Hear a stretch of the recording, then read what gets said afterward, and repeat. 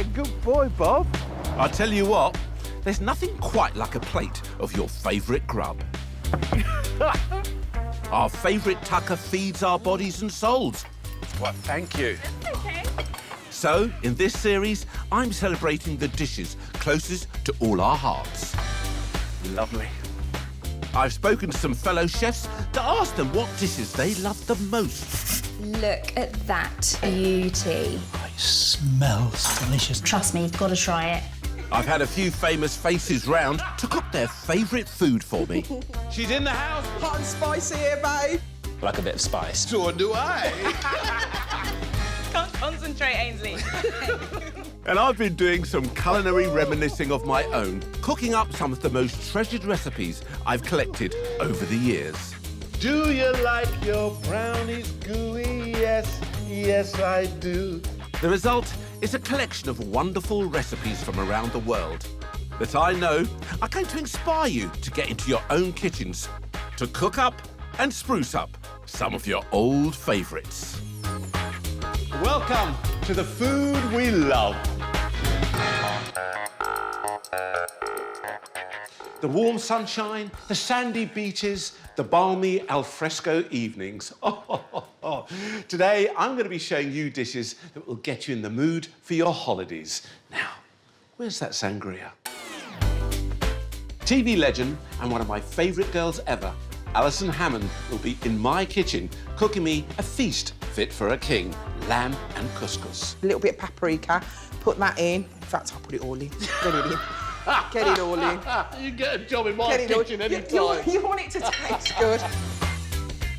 Aldo Zilli will be sharing his take on an old Italian classic, crispy parsley and chili calamari. Whoa! Look at that. The Bosch boys will be helping us escape to Mexico, indulging us with their street food tacos. These are king oyster mushrooms. They're the perfect replacement for meat. They really are. And I've got a wonderful dessert to round things off, tiramisu. But first, I want to capture that Mediterranean holiday feeling with my spicy seafood linguine and cherry tomatoes. Oh, just imagine sitting down there having a glass of wine with it, can't you? Eh? Well, it'd be a shame not to. Ooh, cheers. Oh, that's lovely. Now, what you need, actually, for this is to start off with some nice shellfish. And what I have here is clams and mussels. Now, there's a general rule that if you see one of these mussels, hey, look, I've got one opened here. Now, if you tap it, look at this, it closes right up. If it doesn't close up and it remains open, discard it, get rid of it. I've been through these before, and I want to put them into a hot pan, OK? So, literally, get your pan on, put that straight onto the stove. We can slide those in, and then we can add a splash of white wine. That's it. Good glass of white wine going into that. All right. Pop the lid on top, and once you put that lid on, just leave them there for a minute or so. When they open up, we'll drain them in our colander. Whilst that's happening, I'm going to take our garlic, our anchovies and our chilli, and I'm just going to chop that up, all right? There you go, little slithers there. Absolutely lovely. Along, let's split our chilli in half. There you go. And I'm going to get a little spoon. Oh, look at that boiling up. Look, I told you, look at that. It doesn't take long. And get that camera in there. Have a look at that, guys. Can you see that? That's open right up there. Look at that. Mediterranean, wonderfully aromatic, wonderfully British, actually, because I bought these down the road. Here you go. Now, I was in the middle of showing you about my chilies, how to get those seeds out. Spoon, all right, there it is. And just get that, and just give that a little bit of a push. And look at that, all of that comes out there. Can you see that? Turn it round, do exactly the same the other way. All right, there. Pull all those seeds out. Let's get rid of that garlic. How about that? I'll chop up those chilies. Now, you can control the amount of chili that you put in there, but this dish is about keeping it spicy. It's got that lovely chili influence going through it. OK, then we're going to chop up our anchovies. People often think of the anchovy as a sort of dominating influence in food because of its saltiness, but really, when it is softly cooked down, as you'll see in the pan, it just enhances the dish, OK? All right, here we are. We have our pan here. I'm going to move it over to this stove. That's it, we'll kill that one. I'm going to add a little glug of oil, olive oil, very much a way of cooking in that Mediterranean style. All of that goes into my warm pan. You can hear it sizzling almost instantly. All right, with the garlic. And just move that around. Just melt that down a little bit. You can see that sizzling for a matter of seconds, and then we can start to add our fish. I've got my prawns there, straight in. Oh, look at these tiger boys. Look at those. Aren't they lovely? These are already cooked, all right? They're not raw, so I'm just going to pop those in the last minute. I just want to heat those through. What I don't want to do is put them in now, leave them in too long, and toughen it up so it's not such a pleasurable bite when you bite into it. You want succulence when you eat fish, all right? All in there. Now, I'm going to take my pasta and pop that in. This is a 4-minute pasta, so I'm just going to pop that into my salted boiling water. All right, which indicates that everything's going to come together quite quickly. Now, got some cherry tomatoes here. A lovely tip for cherry tomatoes, I think, is if you're pulling them off the stem like that and having them just there, holding them and allowing your knife to run through, OK? That means you don't have to cut them individually, but look at that, you can cut them straight in half. Beautiful. Let's take those and put them into our pan, back on that high heat. There we are. Get that pasta boiling away there. Prawns are smelling magnificent. And one of the reasons I put that into a colander is I want to use some of that cooking liqueur. Oh, it really has got so much flavour in there. We're going to take some of that, drizzle that into our pan. Look at that, that's going to cook down beautifully. Oh, magnificent. In with our langoustine, there you go. We're going to warm those through.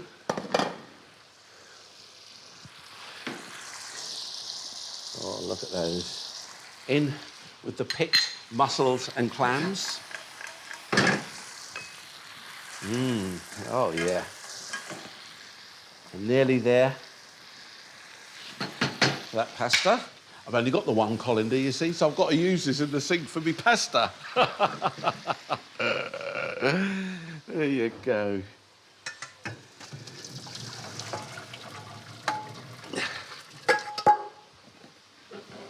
What I love to do is when my pasta comes out of the water like that, is just to hit it with a little bit, because you're going to get a little bit sort of cloggy. So I hit that with just a little bit of the olive oil. Lots of lovely flavour in there. All right, this is looking amazing and smelling fantastic too. Really does remind me of holidays. All right, that's lovely. Look at that. Wow. Now, taking a few of these big boys out. They've heated through now. And then we can get our pasta in there. Look at that. Lots of lovely heat penetrating those. Perfect. The remainder of the mussels, they go in your pan too.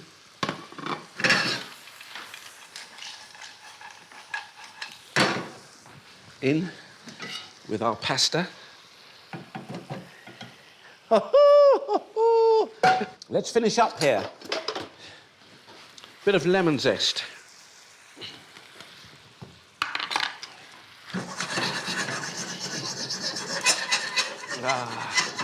Beautiful, beautiful. Oh, lovely. You've still got that wonderful juices that have come from the mussels and the clams. Just a little bit more of that in there like that. Always keep that, just don't throw that away, OK? Very, very important. Hit that, let's season that up now. That's OK. Touch of salt and pepper. Fabulous. And finally, a little bit of the old parsley. That's it, roughly chopped, all right? I don't want that finely chopped. You really want to keep it as rustic as possible. All right, guys, and then we can transfer that to our dish. Look at this. Beautiful.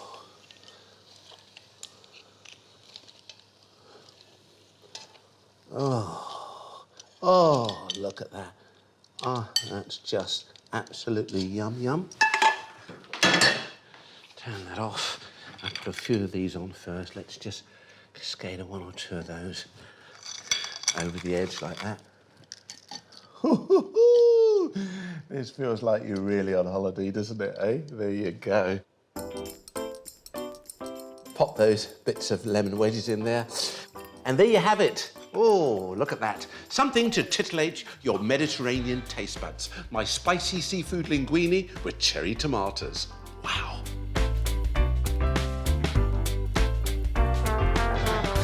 A little later, we'll be joined by the legendary Aldo Zilli, who'll be taking us back to Italy to show us his garlic chili calamari. Can't wait for that. But for now, hey, talk about some chili. She's in the house. It's the wonderful Alison Hammond. Whoop, whoop.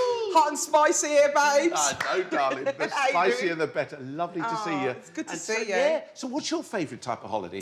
I like the sort of holiday where you really get into the culture. I'm not a beach person. I'm more of a pool person. But I want to meet the people of that environment. So if I go to Florida, I want to meet someone from Florida. If I go to Tunisia, I want to meet the Tunisians. So I'm going to make a Tunisian couscous. I love couscous, number one, but I love Tunisia. It's one of my favourite places to go. What's weird is I went to Tunisia on holiday, me and my friend. We were just there on holiday, having a really good time. And the entertainer in the hotel had left. So the next thing I know, Ainsley, I'm on the stage on my holidays, entertaining the kids, doing mini disco. I'm there going, I am the music man. I come from down your way and I can play. And the kids literally loved it. And then the manager came up to me and was like, do you want a job? I was like, all right then, I didn't have a job at the time. You never know what's around the corner, do you? I never knew by going on that holiday I was going to actually end up in a kind of career, really. Absolutely loved it. Let me quickly just tell you what I'm doing here. So far I've got my onions in there, some caraway. Okay. I've added some harissa, because harissa is a real good spice in Tunisia. Absolutely nice beautiful. and hot. And I've just put 2 pegs of garlic in there. I've crushed it. Let's get that in. And then I'm going to add some paprika. So I'm just getting all those Lovely spices flavours. in. Just a little bit of paprika. Put that in. In fact, I'll put it all in. Get it in. Get it all in. You get a job in my kitchen any time. You want it to taste good. Now, what meat are we actually using here, So we're Alison? going to go for we've got a lovely cut of lamb, prime lamb, and this is going to give your couscous the flavour. I just literally pour the lamb into there, and I'm going to mix those spices into the lamb. Give everything a good stir. Give it a mix, and look at that red colour, isn't it just beautiful? That is going to stain the lamb. Okay, so what I'm going to do now is I'm going to wait for this to like sear up a little bit, and then at the end I'm just going to add all the vegetables and lay them on top. And what vegetables are we talking about? Tell us what we've got So here. we've gone for some turnips. These are in season at the moment. Just some potatoes, carrots long ways. I love how carrots take on the seasoning. Put those in there, it's just going to take on the flavours. Secret is not cutting them too small, really, isn't it? Not too small, just nice little chunks like that. so you get the juiciness coming through. Yeah, and we're just going to add it on. What holidays do you like, Ainsley? Where's your favourite place to go? I really am more of a sun worshipper, you know, in terms of just kind of feeling warm and not having to put on too many clothes, you know. Not quite a thong, but you know what I mean. I do like the shade, though. I like a bit of shade wherever I'm going. So I'm just adding these vegetables now. I can see that. Beautiful. I'm just literally laying them on top of the meat so they're still cooking in. Like that. It's so, so simple. This is one of those it's actually a really healthy dish. Absolutely. Look, I'm just going to add a little bit of water now on top. Just to cover things up. I love that little sizzle. And then this water is literally going to cook everything down. Beautiful. Like that. Look at that. That looks brilliant. Looking lovely, and it's smelling fantastic. So I've got some peppers here. I'm going to fry those off in a little bit of oil. A little trick, which I noticed this happened in Tunisia. What they used to do is just put a little hole in the top like this and just put a little bit of salt in. And for some reason, it makes the peppers a little bit sweeter. So these are going to go on top of my couscous, and Yeah. I also add You a sure fried you egg. weren't sprinkling sugar in there, not salt? No, honestly. A little bit of salt. It's the weirdest thing. It makes your peppers really, really sweet. Beautiful. Now I'm going to add some. What do you call this? Was that I squash? forgot that word. What What do you is got it? there? Is it Marrow? I can't remember what this is. Marrow. What is this? Marrow. I just bang it in anyway. Yeah. Yeah, that is It's definitely great stuff. marrow. And some chickpeas. Yeah. Lid on top, which There's is a there. lid over there, yeah. Oh, wow, what's this? Oh, this is just for the end. I like to add a little egg, little Wow. fried egg. That's really interesting. I've never heard So of that, it's all you know, about the fried egg. presentation, babe. It's all about the presentation. Yeah. So as you can see, I've got some couscous here, Ainsley. This is already cooked couscous. I'm just going to season it up. That's a really important thing. Bit of salt, a little bit of pepper. And then I'm just going to just fork that through like that. Okay, Let's just swap these over. okay. Let's You get put that this- down there and yeah. I'll take that away for you. Oh, God, it's too hot. I'll put Is it it? over it. Okay, yeah, put it at the end there. I'm just like chaos in the kitchen, aren't I? No, you're perfectly fine. Honestly, what you've done there is lovely. You've got your message across and just Love lovely it. sharing your holiday memories from this too. Well, I just love going on holiday. I love going on holiday. Holidays are the best thing ever. Can you see what I'm doing here? This I is can going see to it. flavour your couscous. Yeah. It really is. And couscous, as you know, just absorbs like the liquid. Yeah. We're putting all the liquid on. And it's also going to colour it. And just like literally feed that sauce through like so. That's very traditional. That's very North African, Oh isn't gosh, it? this is like They the just main thing literally that they take do. it and they soak it into the couscous. Really lovely. Put a bit of meat in. And they don't have very much meat, to be fair. I did notice that. A little bit, just a tiny bit of meat. Lots of lovely vegetables. And as you can see, look at that. It just looks beautiful. Get some of those carrots in. Fabulous. And you're going to garnish it with the I'm gonna egg garnish and it. the pepper for us. Yeah. So that's the big thing. Who gets the egg and who gets the peppers? And It's not very many. who did get the egg then? Well, they always give the visitor the egg. Yeah. Anyone who comes gets the egg. Look at that. Finish off, salt and pepper. Voila. Fabulous. Alison's Tunisian couscous.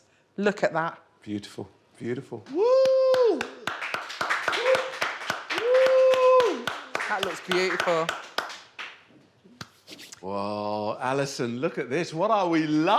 I know. eh? You've got the egg there as well. I got the egg, and even though you're a guest in my house, obviously you cooked for me, so Yeah. I'm your guest. Let's I'm get a stuck bit nervous. You trying my food? in. You shouldn't be nervous at all. Oh, let me have a taste to see if it's really nice. And you know what It I love smells about great. this? The smells and everything are just so, as you say, Tunisian, North African. You're gonna like it. Yeah. Yeah. Let's have a little taste of that.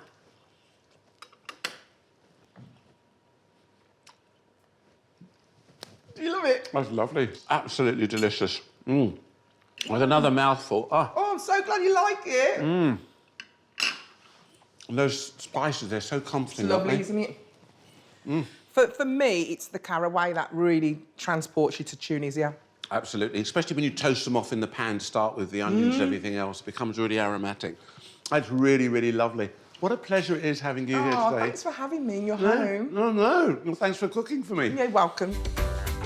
And now it's time to go and see my friend Aldo Zilli, who's cooking up a rather delicious crispy parsley chili calamari. Okay, so everyone has a memory of squid. My memory of squid is sitting by the pool, on holiday, on the beach, deep fried squid, grazing. It's a takeaway, it's a street food, it's a great restaurant starter. Today, we're gonna make fried squid my way. So you would need some fresh squid, but if you can't find fresh squid, then you'll have to go for frozen. So peel off the wings, then you go and peel off the skin. Like this, you should end up with a nice white body. The whiter the body, the fresher the squid. Take out that little membrane that's inside here. Look, it's like a little bit of plastic. Look at that, eh? Then clean the inside, push it out, and it should all come out. Now, There's certain different ways of cutting these for frying.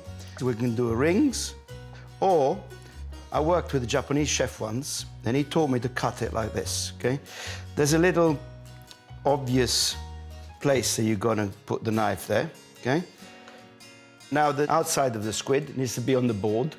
You need a really sharp knife, and you cut the squid just like this, sashimi style, okay? Nice and thin, so that cuts all the nerves of the squid and all the stuff that makes the squid tough. So this is gonna be so tender, okay? Look at that. It's like paper. And then we're gonna place this in milk, okay? You can do that a couple of hours before, and we're going to put that in 2 different flour. I've got double zero flour, and I've got corn flour in here. So we're gonna mix them together. Season the flour, salt, pepper into the flour. Again, a good mix. And now, there's no other way here. You have to get in with your hands. Okay, put the squid into the flour. Now, you've got to make sure that all the squid are being floured though. Just like this.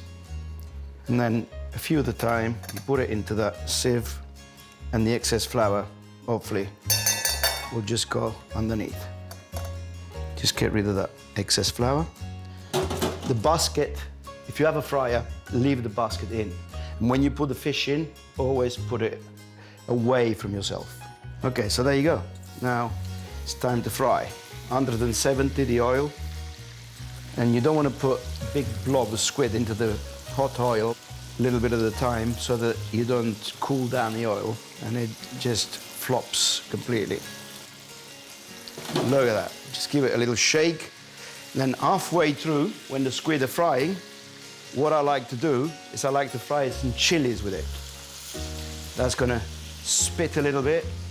Then near the end, a little bit of parsley. Whoa! Look at that. Brilliant. And now look at the color of this. It's great. You want to look at food and you want to eat it.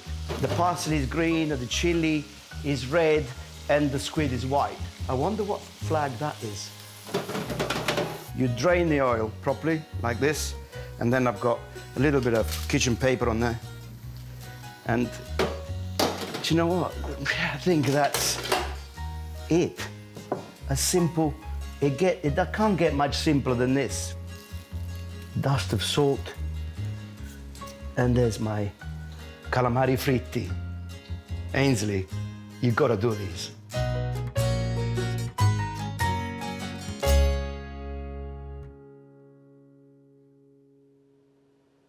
Well, that was sensational, Aldo. Really, really loved that. I can imagine just sitting there in a beach bar, nice chilled glass of white wine, eating that delightful calamari. Whoa, really lovely. But keeping in the Mediterranean theme, I've got something that is very close to that. Of course, we're moving over a little bit into Greece to make the most wonderful, scrumptious, juicy tasting souvlaki with an alternative Greek salad. Yeah, boy. Or as they would say, yassou out in Greece. Now, what you're going to need to do is to marinate your meat, and what I've got here are the perfect Greek ingredients. A bit of salt, pepper, a little bit of paprika, some chili flakes, a touch of cumin, and some oregano, along with a bit of garlic, a little bit of olive oil, and some lemon juice. So let's get the garlic in the bowl first. I'm just going to grate that. You know, I like to grate it. It makes it so much easier. Easy for distribution instead of having to chop it up. Okay, garlic going in there, along with the lemon juice.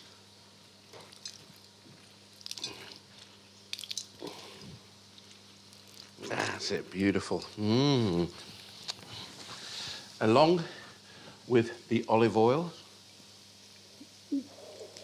Yeah, okay, and of course, all those lovely spices. I've talked to you about that before. Salt, pepper, chili, cumin, paprika, and oregano. Let's just pop that in there. Just blend that together. And then we're going to take our lovely pork shoulder. There it is. Now, if you've noticed, I've cut that into quite big pieces. I think it really does make such a difference. All of that into our bowl. Now, get your fingers in there. Just give that a good old mix, making sure everything is well coated. And you know what happens next? You leave it. You leave it to marinate. 2 or 3 hours would be sufficient, but overnight makes such a difference. And just look, can you see the difference there? That one in my right hand here, that's the left side of your TV, has taken on all those lovely flavours. And you can see it's slightly darkened the meat. That means it's soaked all that lovely flavour up. It really does make such a difference. Now, what I want you to do is just to skewer that up. Literally, take that. Notice that I'm using, nice and flat. Okay, I'm just pushing that through like that. Perfect. And there's something about, when you're on a Greek island and you're walking along and suddenly you smell it, that charcoal is burning, and as the juices drip down, cascade down, it's a bit like a little fountain of juices that drip down onto the coals, and they release all this lovely smoke, and you smell it, you think, oh, I've got to have one of those. Nice ice cold beer. Oh, absolutely perfect. Fabulous. There you go. Now, all you're doing is taking these and popping these straight onto your char grill. Okay, and now what about a salad to accompany that? This is the alternative Greek salad, the marou masalata, I think they refer to it as. Very, very simple to do too. Let me show you. Literally, just taking off the base there, and I'm just slicing that up. I like the idea of cutting that just like that. Can you see that? Iceberg or cos lettuce. I'm just going to pop all of that into our bowl here, followed by some spring onions.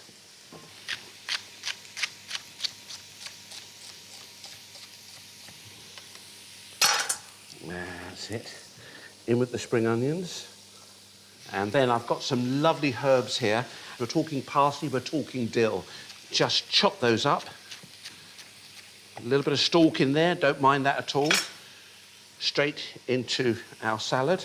On top of that, we've got some dried oregano. And a few, not all the flaked almonds. There's some toasted almonds. I'm just going to sprinkle those in there. And get your fingers and work those through. Now let's dress that up, shall we? And a very, very simple dressing.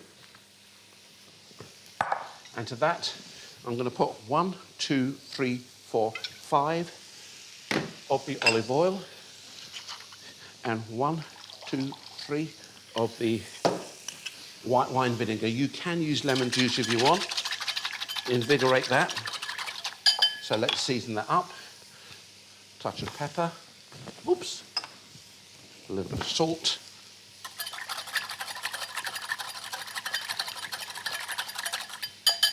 and we're going to take a little bit of that and dress our salad. That's it. Oh, look at me, all over the place. Look at those almond flecks going through there. You can see that. That's it. Now, let's take these. Look at those. They're looking really good, aren't they? Turning those over. Got a few cooked there already, so I think I can dress it up and show you how to finish it off now. Take some of your salad. Just line that up. And when you can see how I'm dropping that, can you see that?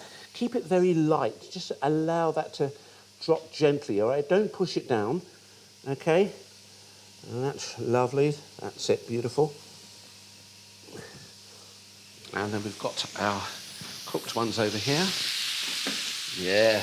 I mean, I've got a double portion tonight. And you can see I've just charred those lemons off, which is really nice, okay? So that releases a little bit of the sugars. And when you squeeze that over the top of your pork souvlakis, it will be absolutely ideal. There you go. Let's just pop that there. There we are. A bit of lemon either side of that. And I think you'll agree that looks absolutely lovely. Ooh. Ooh.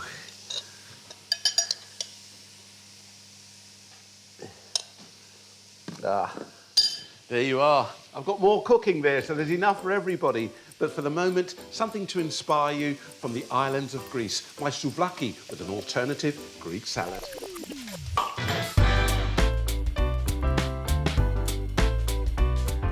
And now for Bosch, who are sharing with us one of their favourite travel recipes, Mexican street food tacos. Thank you, Ainsley, and welcome to our kitchen.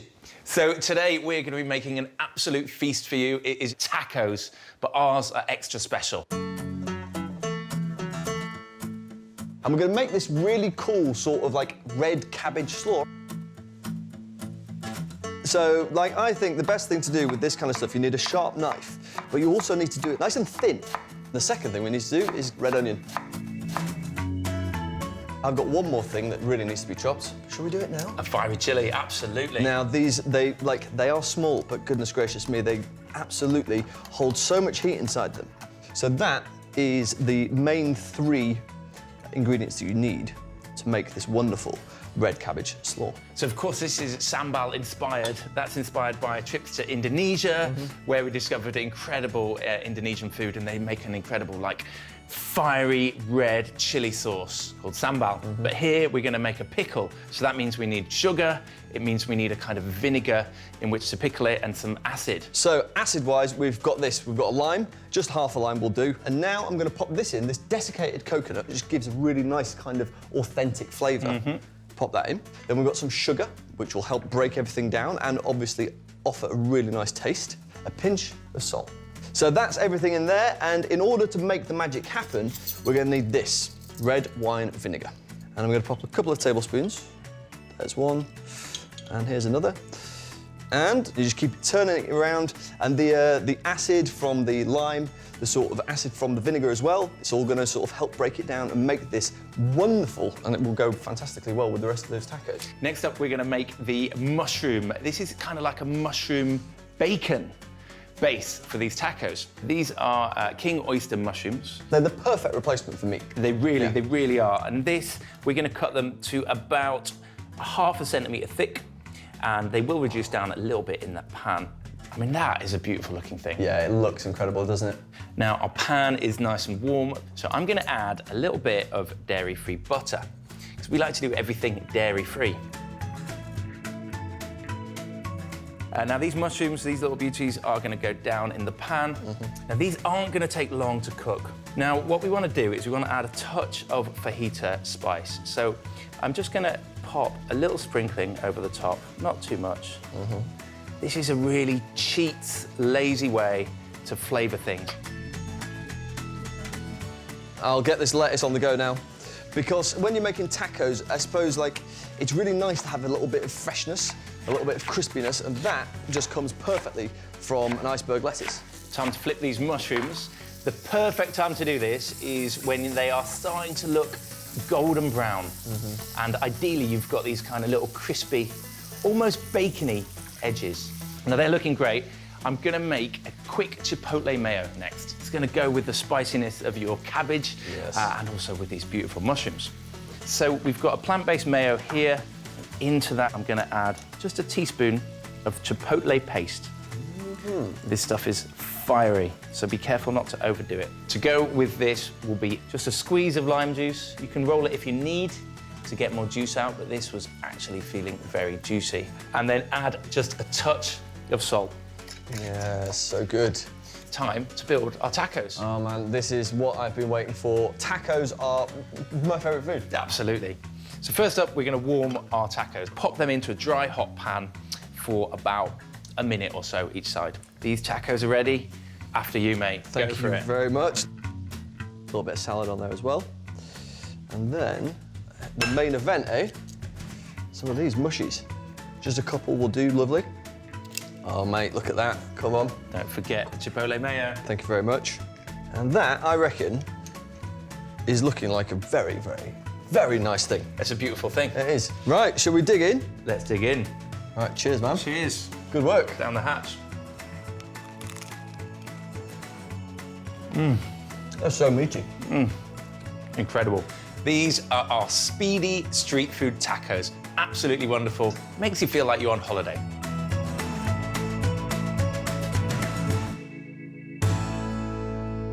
Hey, thanks so much, boys. Those tacos were absolutely wicked. Fantastic.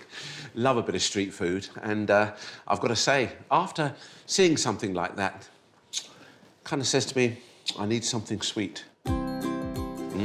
Coffee, cream and booze. It has to be tiramisu. Oh yeah, coffee, cream and booze. It has to be tiramisu. That Italian classic. So easy to do. Sometimes we just have to remind ourselves how easy it is, and more importantly, how delicious it is. Now, first of all, your espresso coffee or good strong coffee, and a little bit of coffee liqueur, okay? And just to show you, I think we're probably going to put about 3 or 4 of those in there, all right? It's nice to have it a little bit boozy, but don't make it too strong. All right, kills it. All right, now, let's move on. Couple of eggs. First of all, we need to separate our eggs, all right? That means very careful. Well, you don't want to break the egg yolk, so just do it carefully, all right? So we've got an egg yolk in there, egg white in there. Oops, let's get rid of that. The other way, of course, you've seen me do that before. Just put that in my hand and allow that to kind of fall through. Don't open your fingers too much. Just give that a little bit of a wobble. Yeah. Egg yolks and cream. It has to be for me. Ah, lovely. All right, now, egg whites put to one side, and the egg yolks we're going to mix with sugar. All right, pop that in there. I'm using some golden caster sugar. I'm just going to whip those up now till they're nice and pale. There we are.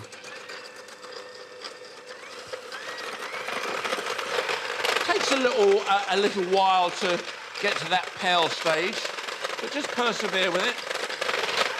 Sometimes gets to that stage where you think it's never going to go pale, but you can see that that's really beginning to come along quite beautifully now. And then I'm going to incorporate into that just a little bit of vanilla extract. Then you can increase that. There you go. Beautiful and smooth.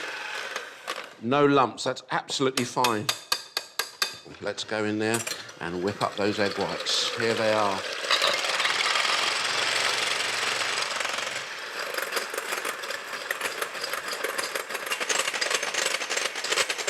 And you keep beating those until they're whipped up. Lovely. Nice soft peaks. I'll turn the pan, here we are, I'll turn that down a bit. Just keep that going. Look at that, absolutely perfect. Beautiful.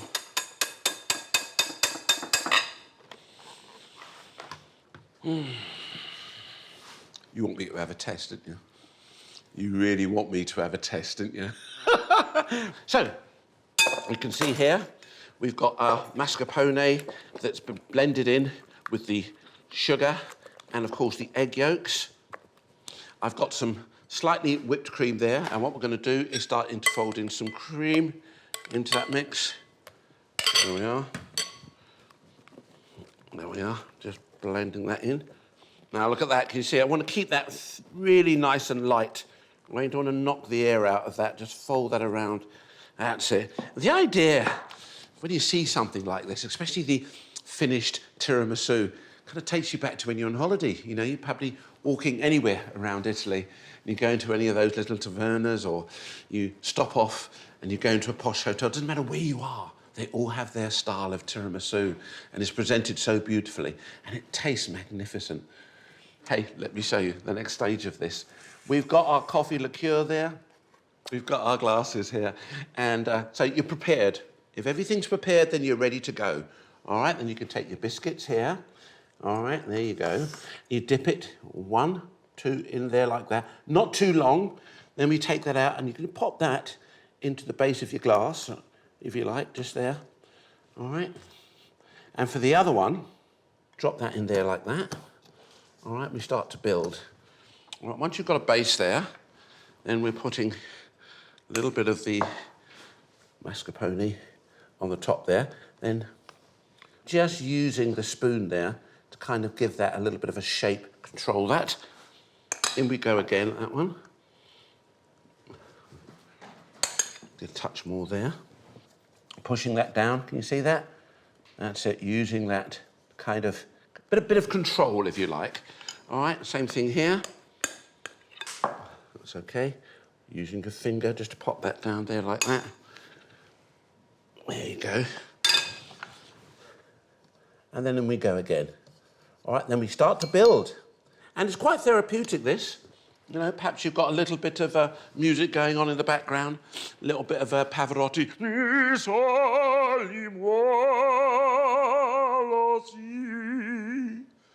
I want to eat... Oh, well, I left me biscuit in a bit too long there. I want to eat the tiramisu. I am preparing it for you. Oh, oh lovely. Right, now you can smooth that off or you can leave it to be a little bit chunkier. Totally left up to you. Just use the spoon there just to edge that. Put that right there, building that, beautiful. That's it. There you go. Let's finish these off, though. I want you to see how lovely these looks. Lovely.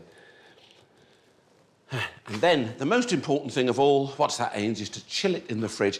Give it 2 or 3 hours, if you can, all right? Of course, you can eat it straight away, but I think the idea of giving it 2 or 3 hours means it sets up, it chills down, and it's absolutely perfect. Got some done here, by the way. Let me show you. Let's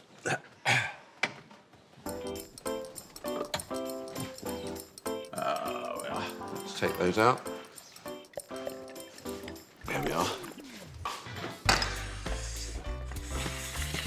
I'll chill those down. They're lovely. You can see that's kind of set off a little bit more. And I've got some chocolate here. That's extra chocolate, which I think is really, really nice. So you've got the tiramisu chocolate. It's almost like a two-tone effort there. OK, that's for you and that's for me. Remember what I said, it's all about the cream, coffee and booze creates a tiramisu.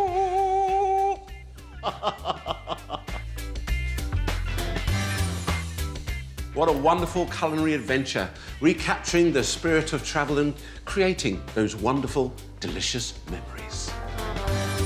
Seafood linguine, crispy parsley and chili calamari, souvlaki with alternative Greek salad, lamb and couscous, street food tacos, and tiramisu. As Nat King Cole once said, roll out those lazy, hazy, crazy days of summer. Da dee da da da da dee da da da. Yeah, good boy, Bob. I'll tell you what, there's nothing quite like a plate of your favourite grub. Our favourite tucker feeds our bodies and souls. Well, thank you. That's okay. So, in this series, I'm celebrating the dishes closest to all our hearts. Lovely. I've spoken to some fellow chefs to ask them what dishes they love the most. Look at that beauty. It smells delicious. Trust me, you've got to try it. I've had a few famous faces round to cook their favourite food for me. She's in the house. Hot and spicy here, babe. Like a bit of spice. So do I. Can't concentrate, Ainsley. And I've been doing some culinary reminiscing of my own, cooking up some of the most treasured recipes I've collected over the years. Do you like your brownies gooey? Yes, yes I do. The result is a collection of wonderful recipes from around the world that I know are going to inspire you to get into your own kitchens, to cook up and spruce up some of your old favourites. Welcome to the food we love. Our inspiration today is comforting dishes that our mum used to make, you know, those that really delight the senses and bring back some of those childhood memories. Aldo Zilli will be sharing his mum's secret lasagna recipe.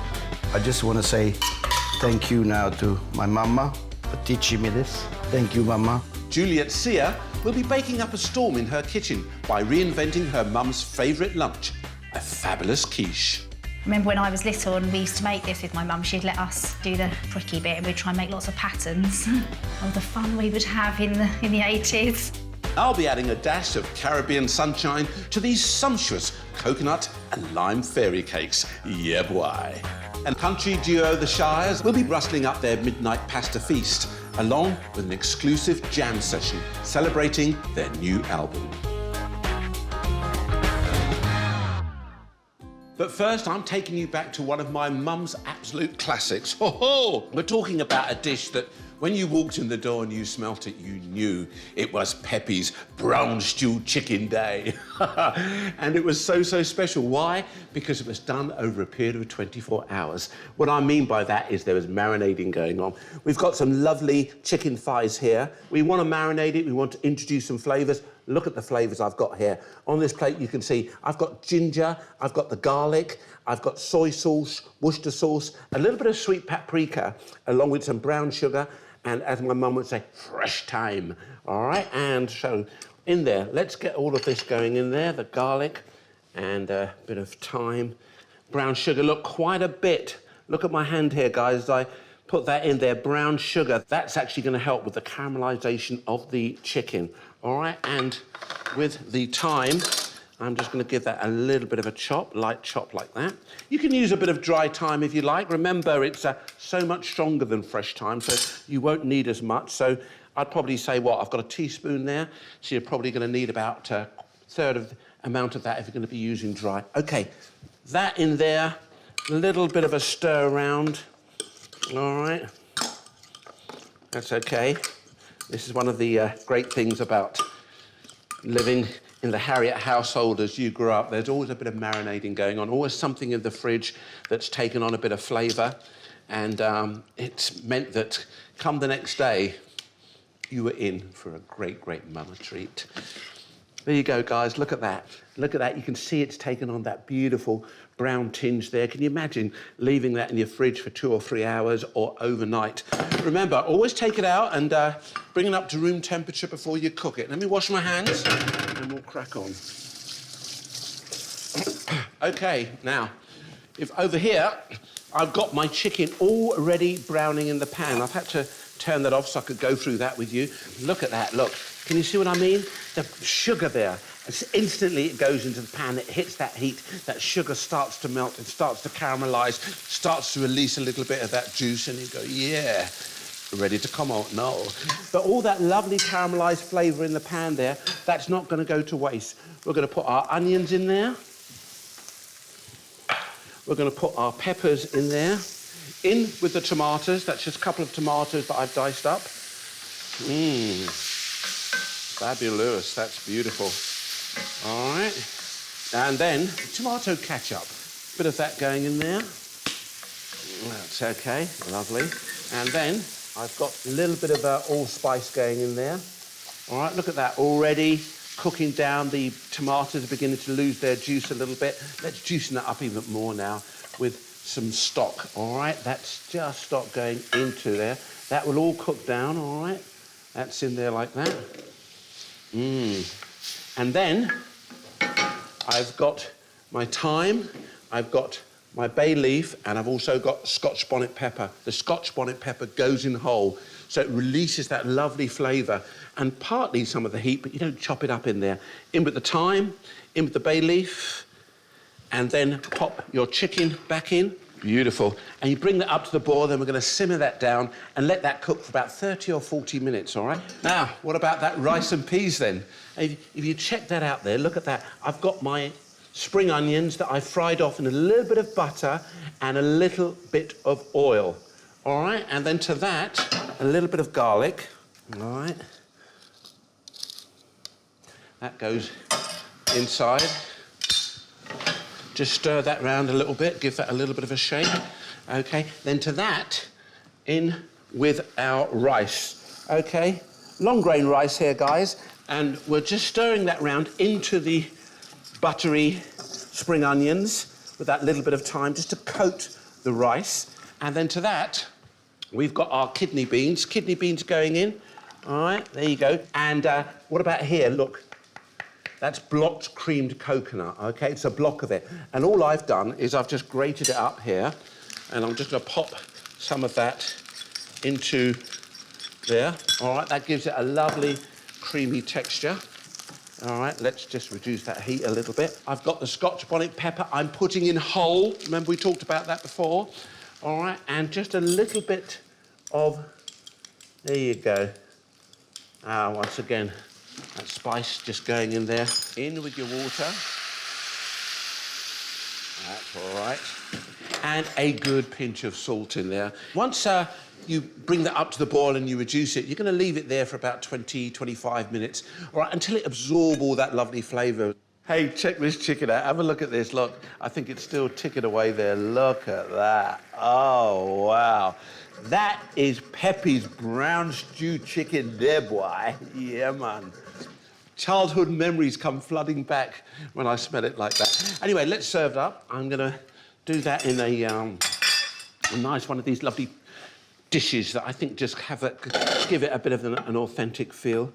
There's your lovely rice and peas. And then make sure me get plenty chicken. That's what my dad would have said. Make sure me get plenty chicken. I think we need just a little bit of chopped parsley. And this is something perhaps my mum wouldn't have done, but it's a bit TV, really, and a bit parsley. Hey, there you have it. Oh, Mum, what about this then? I think you'd have been proud of me. There you have it. Peppe's brown stew chicken with rice and peas. And a little later, we've got Italian stallion Aldo Zilli doing a sensational, comforting Italian classic. Yeah, you don't want to miss that. But first up in my kitchen, I'm delighted to have Ben and Chrissy from the Shires. Hey, guys, welcome. Hello. Delighted to have you here. It's great to be here. You've got all this food in front of you. Where did this recipe come from? Well, this is a classic Italian recipe. My mum would make this when I was little, and now it's just like the perfect comfort food for me. When I come back late from a show, you know, it's sort of like 11 o'clock, 12 o'clock after a festival, just make this quickly. It's basically the way of getting garlic and chilli into my mouth. Tell us, what are you going to do here? So this is pasta olio e aglio, which is oil and garlic, and I like the chilli and some parmesan, which is very un-Italian, as you probably might know. It's like the wrong thing to do, but I love it. I love parmesan. I love it too. I love it too. A lot of people say you shouldn't put it on fish things sometimes, but you just a little bit of, you know, kind of jazz things up. So how do we start? What goes into this? So boiling water, bit of salt in there, just helps the pasta cook. OK. And then when you get this pan on, this is your stove. I don't know how to do your stove. No, it's no problem at all. Yeah, just that one at the end here. That's OK. Okay. Yeah. All right, then just turn that on. That's quite a high heat. It's quite fierce, that. So think about that, because sometimes when you want to fry onions or garlic, and if it starts to burn a little bit, it goes bitter, and you've lost the dish, haven't you? Yeah. Do you know what I mean? I've done that a lot of times. I've done it. I think we've all done it. We've all done it. But, you know, it's we can start again, though, can't we? Oh, well, no, this is live TV, Ben. Oh, it's live. Can't burn the garlic. So we start with the garlic. OK. Now, Chrissy, whilst he's preparing all of this, tell us, how did you guys get together? Well, the two of us met on Facebook.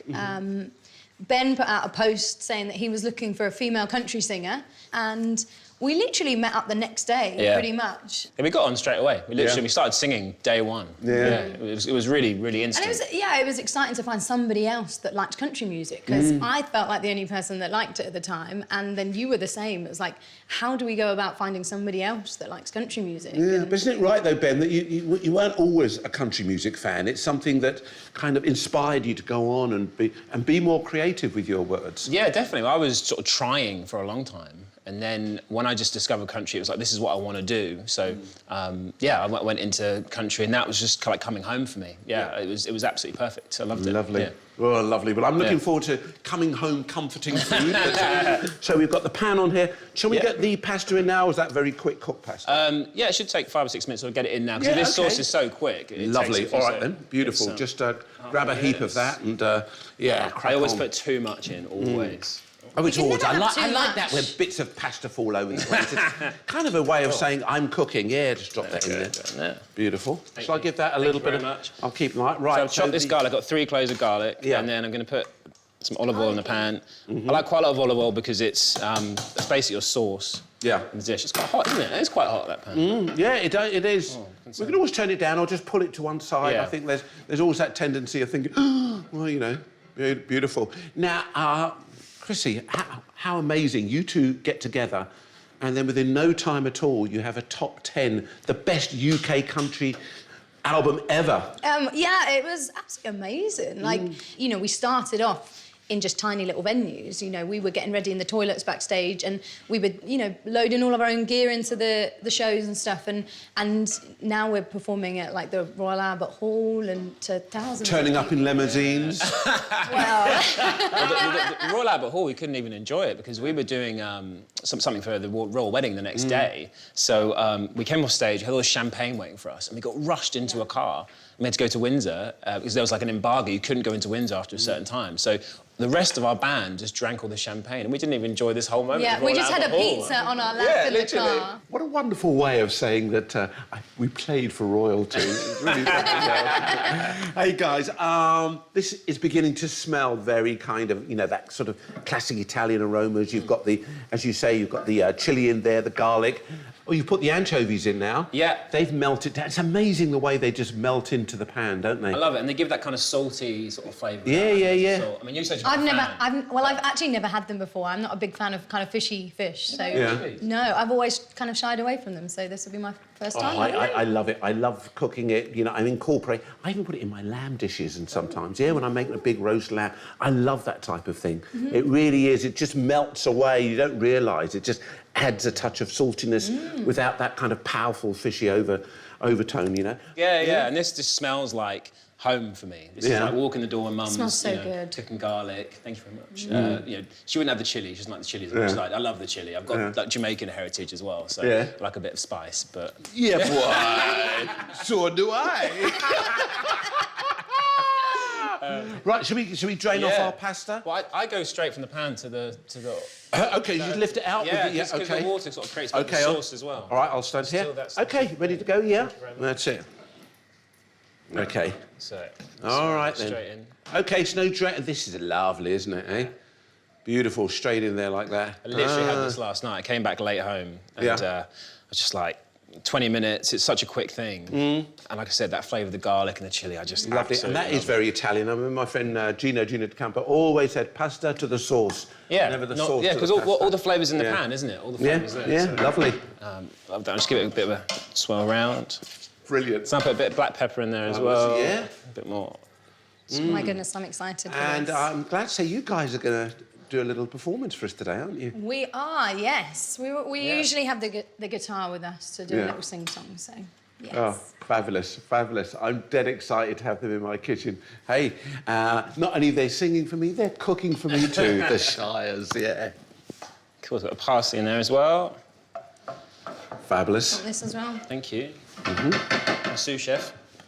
Yeah. All off, great. Yeah. I'll just go straight into the bowl. Please do. Cool. Do anything you want straight in there. There you go. Lovely. So like I said, I'm going to put some Parmesan on there, which is very very un-Italian. It's great, a bit of cheese. Superb. Oh, all those smells are coming through. I know the garlic, the chilli, they're such big, sort of, you know, big, bold smells that they literally fill the house, don't they? Yeah. Fabulous. Well, thank you very much indeed. Hey, we're going to have a bit of a taste call. Pass it down here, son. Pass it down here. Oh, wow. Look at this. That's the only problem with pasta. You've got to keep twirling it round and round and round. So I won't be talking to you for a second. I've never been this nervous, though. It's so like... you can, Just as you can Mum pick up your made it. guitar and get sure. playing whilst I get eating. The verdict. Wonderful. Thank you. Good. A bit of Dolly. Should we have a bit of Dolly? Yeah. Dolly and Kenny. Islands in the stream, that is what we are. Nowhere in between. How could we be wrong? Sail away with me to another world, and we rely on each other.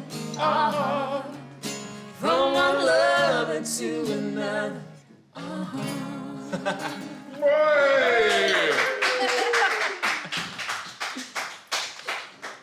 Hey, and your new album's out already? Out already? Wonderful, and I think you look stunningly beautiful on the front there. Your food's stunningly beautiful, your voices, everything about you guys. Thank you so much for coming on. Thank you for having us. I'm really, really happy, and what a pleasure it is having you guys here, man. But now it's over to my mate Aldo Zilli, who's got a fascinating twist on a classic lasagna. Well, today I'm going to make something just like Mama used to make. Okay, it's a lasagna, but not as you know it. It's a lasagna made with pancakes rather than pasta. So the first thing to do is to make meatballs, okay? So we got some pork mince here. This is very lean pork mince. Then we're gonna add some breadcrumb, some cheese, got parmesan, and a little bit of mozzarella cheese there. We've got some basil, 1 egg, pinch of salt, and a little bit of pepper. And in you go with your hands, okay? Basil is a very important herb for these meatballs. My mother used to have loads and loads of this basil growing everywhere. Okay, so there you go. You got a little bit of olive oil here into the palm of your hand, like this. Pick up a little bit of meat, okay? Then you go like this. And that's how small they have to be. And this is called timballo teramano. Reason? Because it's a timbal, it's not a lasagna. And it's teramano is because Teramo is the town where I grew up. Make sure you have a little bit of flour so they don't stick. My baby meatballs are done. Let's cook them. We've got some guanciale. If you can't find guanciale, pancetta is fine. This is pork cheek with some garlic. The reason the garlic is big is so that you can take it out if you don't want to eat a big lump of garlic. This tomato sauce, I made it with tin tomatoes, a little bit of garlic and basil. That's all my mum used to do, and just cook it down, cook it down, cook it down. Don't want to get too crispy, okay? There's a little bit of flour in there as well, that's all right. As I said, this is tomato sauce already made, so if you're adding your tins, you need a lot longer to cook this. Basil, bit of pepper, and a pinch of salt. And now let that simmer for 15 to 20 minutes. Well, as for every good lasagna, you have to make a good white sauce. So got a bit of butter melting in here, some milk warming over there. My little tip is nutmeg. I love white sauce with nutmeg. Now let's have a couple of spoons of flour, a whisk. Make sure you cook the flour down. Yeah, don't want the raw flour, okay? And you add your milk. And then as soon as it starts thickening, you stop. Ainsley will love this. Okay, it's time to build. Now, these are crepes, very, very thin. A bit of flour, milk, and egg. That's all you need. So the cheese sauce goes down the base. Okay, in you go, and you start building this amazing dish. Okay, then you go in with the meatballs, another layer of pancake. In you go with the cheese sauce again. And now is the time to add your extra cheese. So some mozzarella. But my little tip here is a little bit of this egg wash in the middle. So when it rises in the oven, it looks like a souffle. Now, on top of the mozzarella cheese, I've got some ricotta salata, which is salted ricotta. This is the closing stages. Okay, so you close the sides. Cheese sauce on top now. I just want to say thank you now to my mama for teaching me this. Thank you, mama. I'm sure she sees me every day doing all her recipes. Now to finish this, a little bit of mozzarella cheese on top, a little grate of this wonderful ricotta, For me, this is my mama in a dish. 15, 20 minutes in the center, 180, 190 degrees. There you go.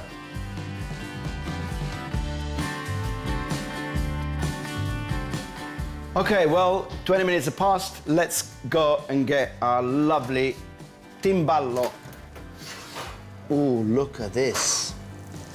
It's almost too beautiful to eat it. It's a table dish. You put it in the middle of the table for your family, your kids, your wife, your husband, your neighbors. I hope that everybody can come round for this. Even Ainsley. You're gonna love this, Ainsley.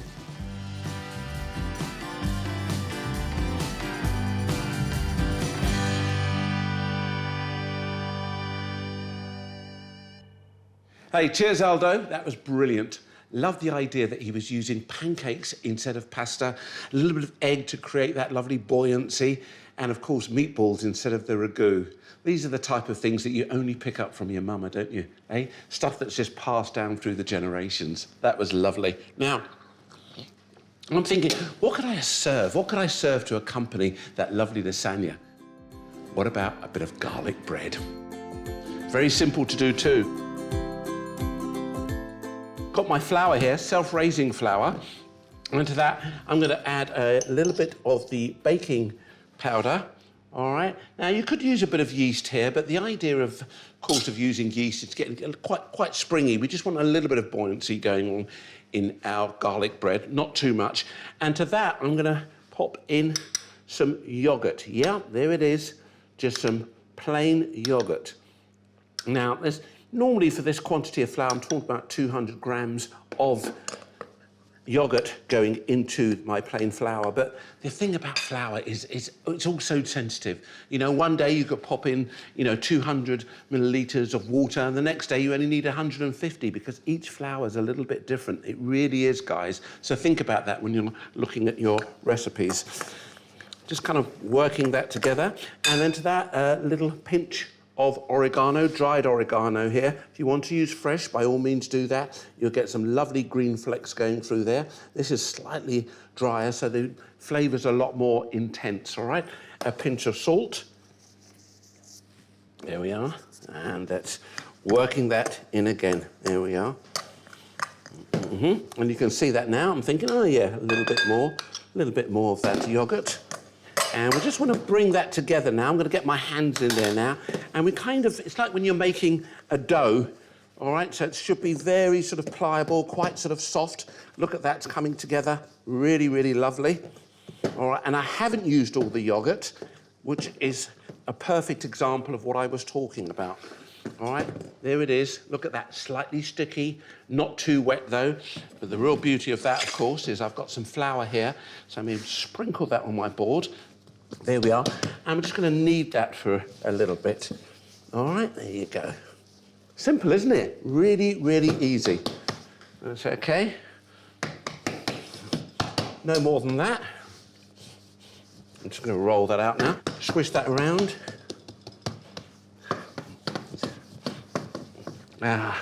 Talk about a quick flatbread. Look at this. Just stretching, pushing and pulling as you go. Now, what about garlic bread? I don't know about you. My memory of garlic bread is we used to have one of those big chest freezers. You know, with them, really big chest freezers, half the size of this table. My mum used to put a tablecloth on top with some flowers. Quite often, they were the little plastic flowers, but they did look good. Do you know what I mean? As long as you wipe the dust off them every 3 or 4 months, they look really they look really, really lovely. And inside that freezer, there was garlic bread that we pick up from the freezer shop. Remember that? The old garlic bread? You just take it out, shove that in the oven.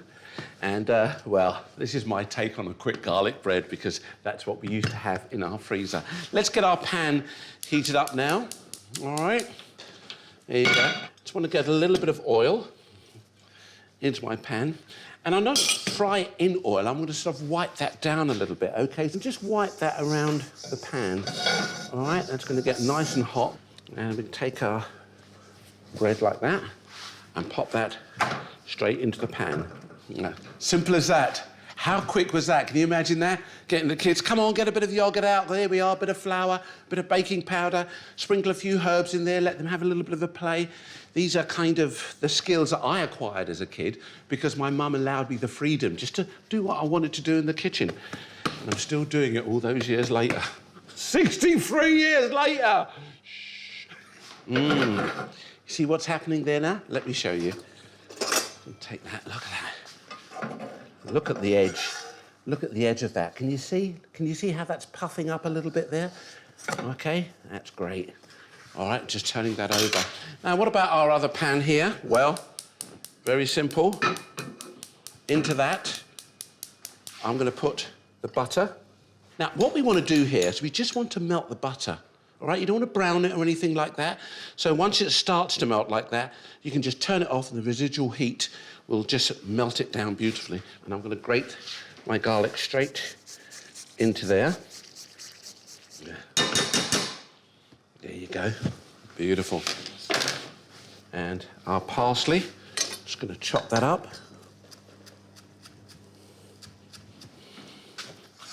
OK. That garlic's beginning to just, if you like, gently sizzle in that butter. There we are. And we're just going to get that parsley, pop that in there now. Beautiful. A little bit of salt and pepper, just a touch.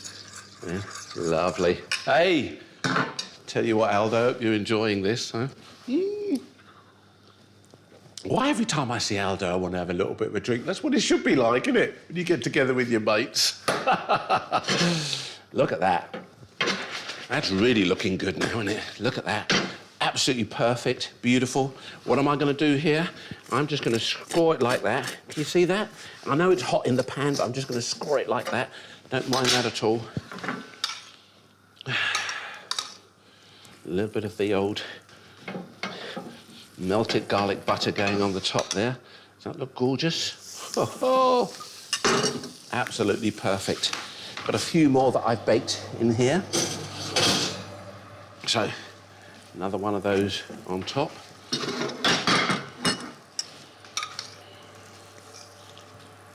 Look at that, guys. Look at that, beautiful. OK. There's my beautiful garlic breads. Oh, we can hear that lovely little crunch going on there. What can I say? What can I say? There we are. How quick was that? Absolutely lovely. A little bit more of that. And to finish things off, because I like things a touch spicy, sprinkle the can.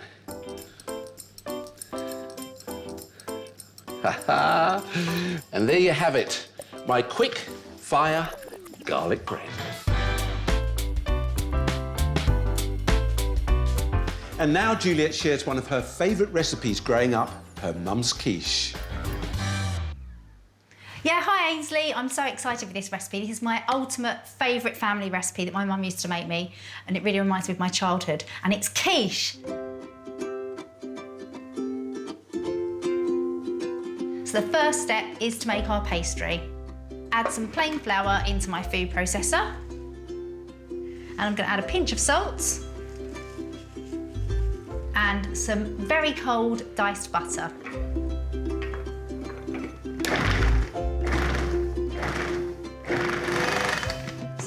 About right. Perfect.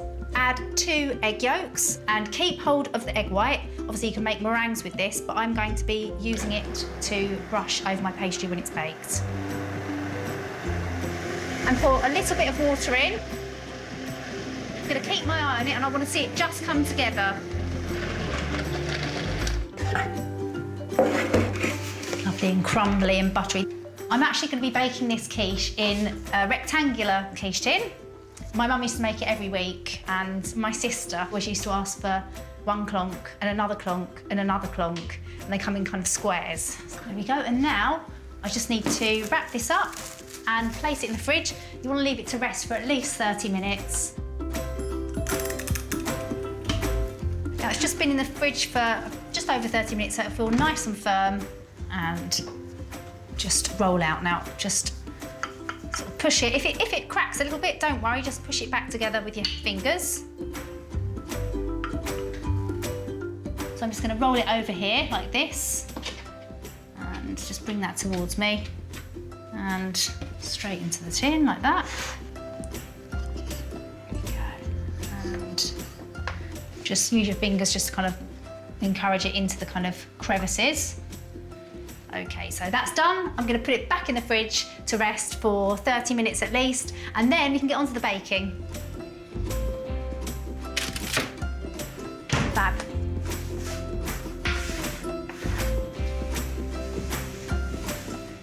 There we go, that's lovely and chilled. So I'm just going to use a fork just to prick, just to prevent any air bubbles and for the pastry to stay flat in the tin. Remember when I was little and we used to make this with my mum, she'd let us do the pricky bit and we'd try and make lots of patterns. Oh, the fun we would have in the 80s. Pricking pastry. Got some baking parchment.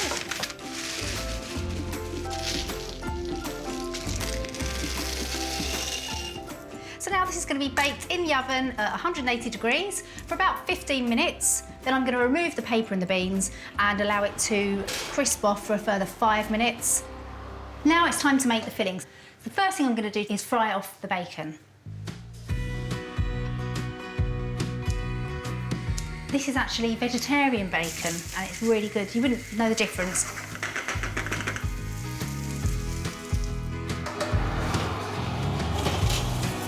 The pastries have 5 more minutes. It's lovely and crisp. Now this is a top tip. I've got the egg white that I had from earlier, pastry brush, and when the pastry is hot, brush it very thinly all inside the case, and that will create a kind of seal, a barrier from the filling, so it'll stay really crispy. Now I'm going to trim off the edges. So I'm actually going to use one of these, a vegetable peeler, just to shave off the excess pastry. You can use a knife, but this is kind of a good way of doing it, just very gradually, to avoid any breakage. So, and also it's really fun. It's quite satisfying. And I can tell you, eating all these little bits, that's a bit of a bonus. I love eating these, sorry. So that's all ready now, just need to get the filling sorted. So I've got some double cream, and I've got 6 eggs. I'm going to use 4 whole eggs and 2 egg yolks. It's going to make it a little bit richer. This is my mum's recipe. Black pepper I like a lot in my quiche. Now it's time for the quiche assembly. So first off, I'm going to add half the cheese all over the pastry base. This is a lovely strong cheddar. I'm going to add my bacon. Now I'm going to pour on the cream and finish off by topping off with the last of the cheddar. I can't wait to eat this. So the last thing I'm going to add, a few chives. That looks fantastic. So that's ready for the oven now. I've turned the oven down to 170, so it's slightly lower. I'm going to bake it for about 30 to 35 minutes until it's lovely, dark golden and puffy.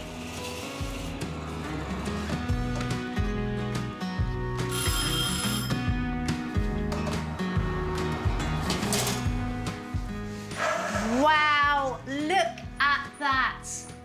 It's been in the oven for about 35 minutes. It's still got a nice little wobble on the filling. So there it is, my take on my mum's quiche recipe. Can't wait to see what fillings you're going to try.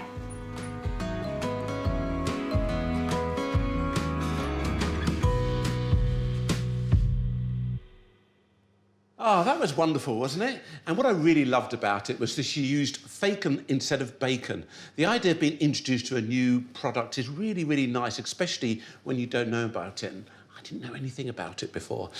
Anyway, now that we've had our taste buds titillated with all those wonderful savoury dishes, how about ending it with something a little bit sweet? My mum's absolute classic coconut and lime fairy cakes. Very simple. First, you take your butter, and you want to get it up to about room temperature, all right? Look at that. If I put my finger in there, you can see I've diced up the butter, but it's a little bit soft. And then to that, we can put our sugar in there. I'm using just a white caster sugar. You can use golden caster sugar if you want, but I particularly like the white because it's the effect that you get on top of the fairy cakes afterwards, OK? And we're just going to start to beat those up.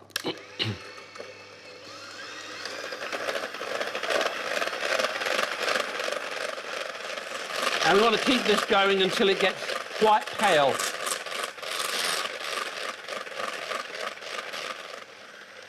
And once you get to that pale stage, let's just switch that off and show you what I'm talking about. Can you see that? It really is quite pale. Then we can gradually start incorporating our egg into it. But I'm just going to just crack an egg straight in there. And then once again, back in with your beaters, nice and slowly to start with. You might find that it starts to curdle just a little bit. Don't panic, and if that does happen, then you can just put in a tablespoon or so of flour. That's really working beautifully at the moment. We'll go a little bit quicker. Lovely. Here we are. That's it. Let's pop our other egg in there now. That's it. Let's get rid of those shells.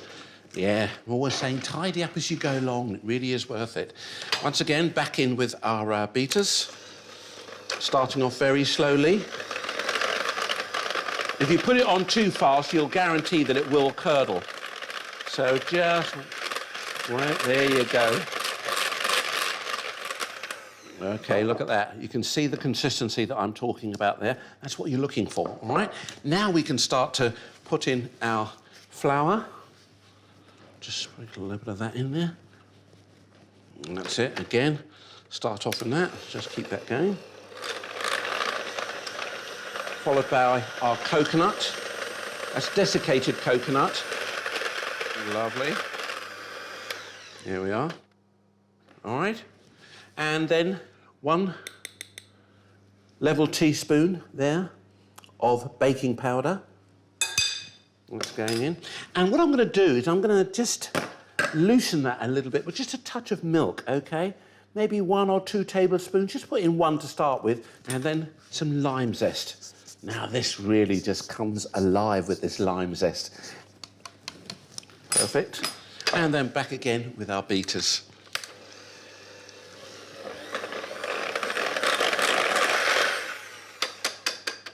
And it really is that simple. OK, let's just blend this around now. So really pulling all of that into it. And you can actually see the type of mixture that I've got here now. Look at that. Nice and soft, lovely soft texture. And we can start to transfer that into our cases. I'm going to bring this up here so you can see exactly what I'm doing. And I've got my spoon here and a little bit of hot water. You know, tap hot water is absolutely fine. What that enables me to do is just to pick that up, and it's sliding off the spoon. Can you see that? And just keep going.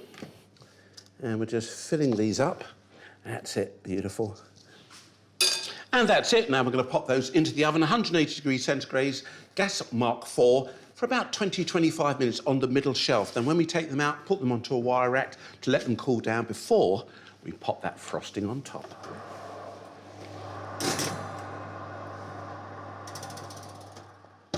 OK, now for that frosting. Glass bowl, I've got some mascarpone here. I'm just going to take that and put that into our bowl. All right, give it a little bit of a mash. And then to that, we've got the icing sugar. Sprinkle that in there. That's OK. Just work that together.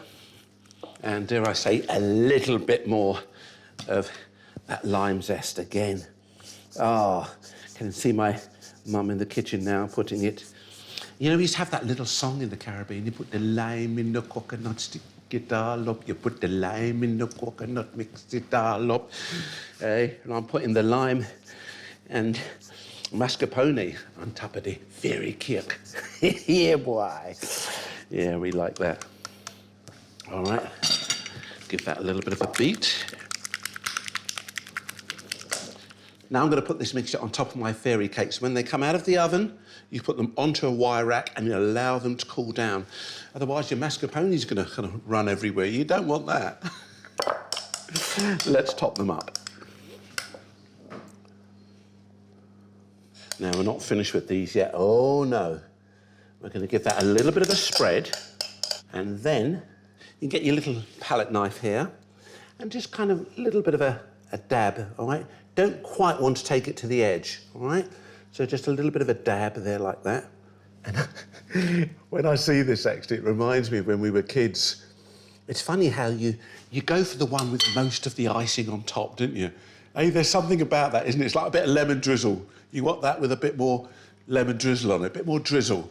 That's my piece. I've got some flaked little bits of coconut here, and you're just going to take some of those, and you're creating almost like a shard on the top there, like that. Can you see that?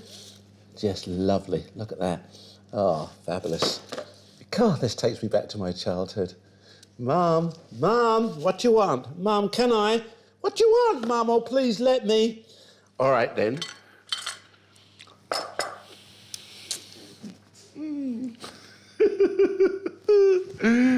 There's my coconut and lime fairy cakes. A tribute to my late mother, who would be absolutely delighted not only to prepare these for me, but to give me the bowl to have a good old lick. There you go. Oh, that one's tipped over. I don't care. Go on, squeeze them on. Who cares? There you go. And to make it even more, shall we have a few bits of coconut just on the plate there? That's it. That's the best bit. Look at that. Oh, lovely. Coconut and lime fairy cakes just for you. Go on, have a go. Get the kids involved.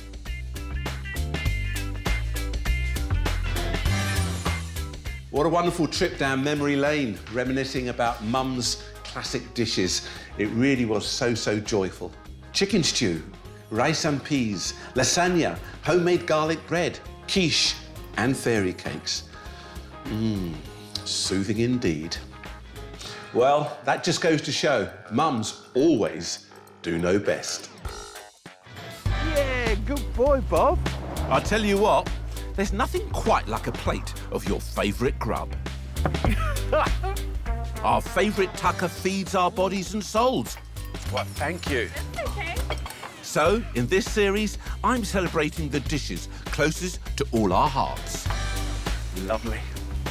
I've spoken to some fellow chefs to ask them what dishes they love the most. Look at that beauty. It smells delicious. Trust me, you've got to try it. I've had a few famous faces round to cook their favourite food for me. She's in the house. Hot and spicy here, babe. Like a bit of spice. So do I. Can't concentrate, Ainsley. And I've been doing some culinary reminiscing of my own, cooking up some of the most treasured recipes I've collected over the years. Do you like your brownies gooey? Yes, yes I do. The result is a collection of wonderful recipes from around the world that I know are going to inspire you to get into your own kitchens, to cook up and spruce up some of your old favourites. Welcome to the food we love. My inspiration today is forgotten classics. You know those great dishes of the past that maybe seem a bit old-fashioned, but I'll tell you what, you can trust me, they're well worth a go. TV and radio presenter Vic Hope will be in the house to rustle up a real 70s dinner party treat with a twist. Prawn cocktail. Whoa, that's a main course if I ever did see one. You're gassing me. Oh, look at that. John Gregory Smith will be conjuring up his take on kedgeree. Divine. I mean, look at the smile. Hello, I can't wait to get in this.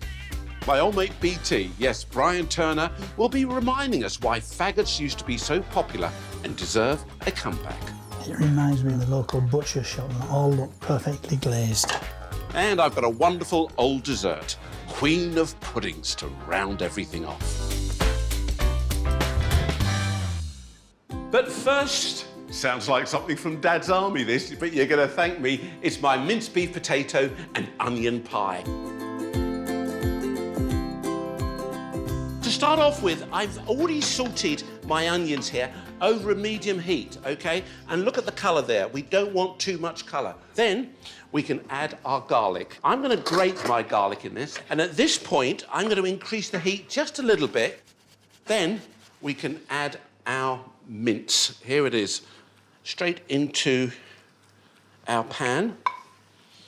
And it depends what type of mince you want to use. And what I mean by that is that sometimes you can get 8%, 12%, 20% fat. It all depends on the fat content. Fat is flavour. You do need a bit of fat in there. So don't shy away from that, OK? A little bit of fat really helps. And, of course, introduces some lovely flavour.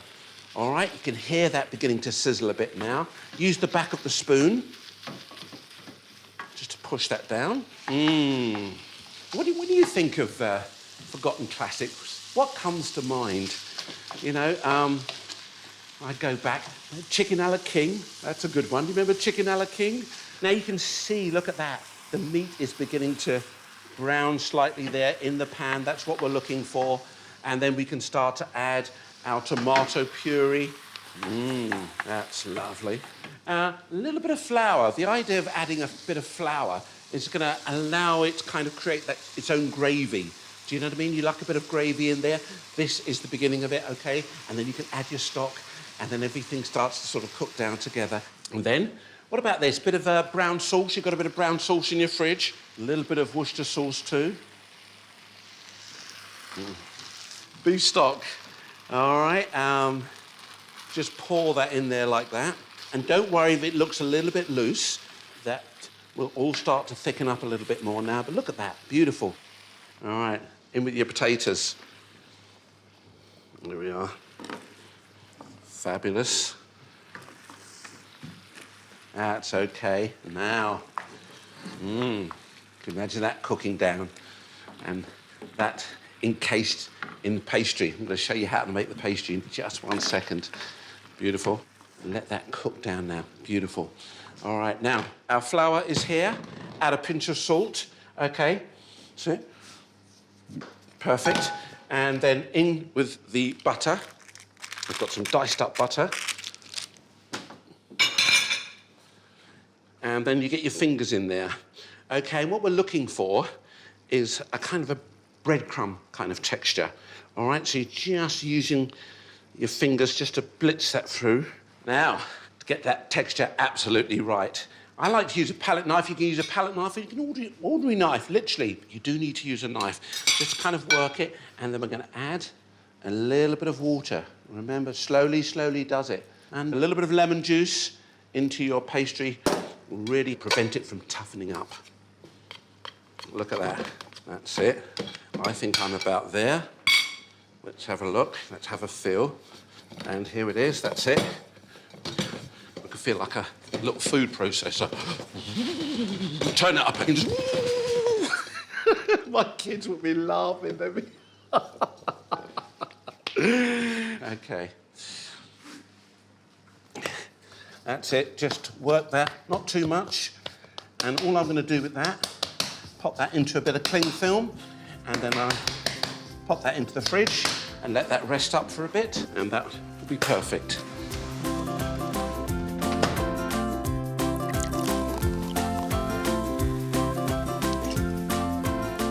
Okay, now pastry here that has been rested, all right, and ready to go. That's it. There we are. Let's just give that a little bit more flour on the surface there. That's it. Lovely. So I'm looking for about, I'd say, good 2/3 of that to go into the base. Why? Because we've got the edge here. We've got to take that into consideration. Okay, so don't whack it in half. And then we can put a lid on that rolling pin. A bit of flour on there. That's okay. Use that around. Let's just check on that. Yeah, I think we're about there. And don't worry, if, for instance, you've got a little corner there and it's kind of not fitting, you can always patch it up. It's underneath. No one's going to see that, all right? Our pastry dish. There we are. Just pop that on there like that. That's all right. That's it. Just working that in. Take this knife here. There you go.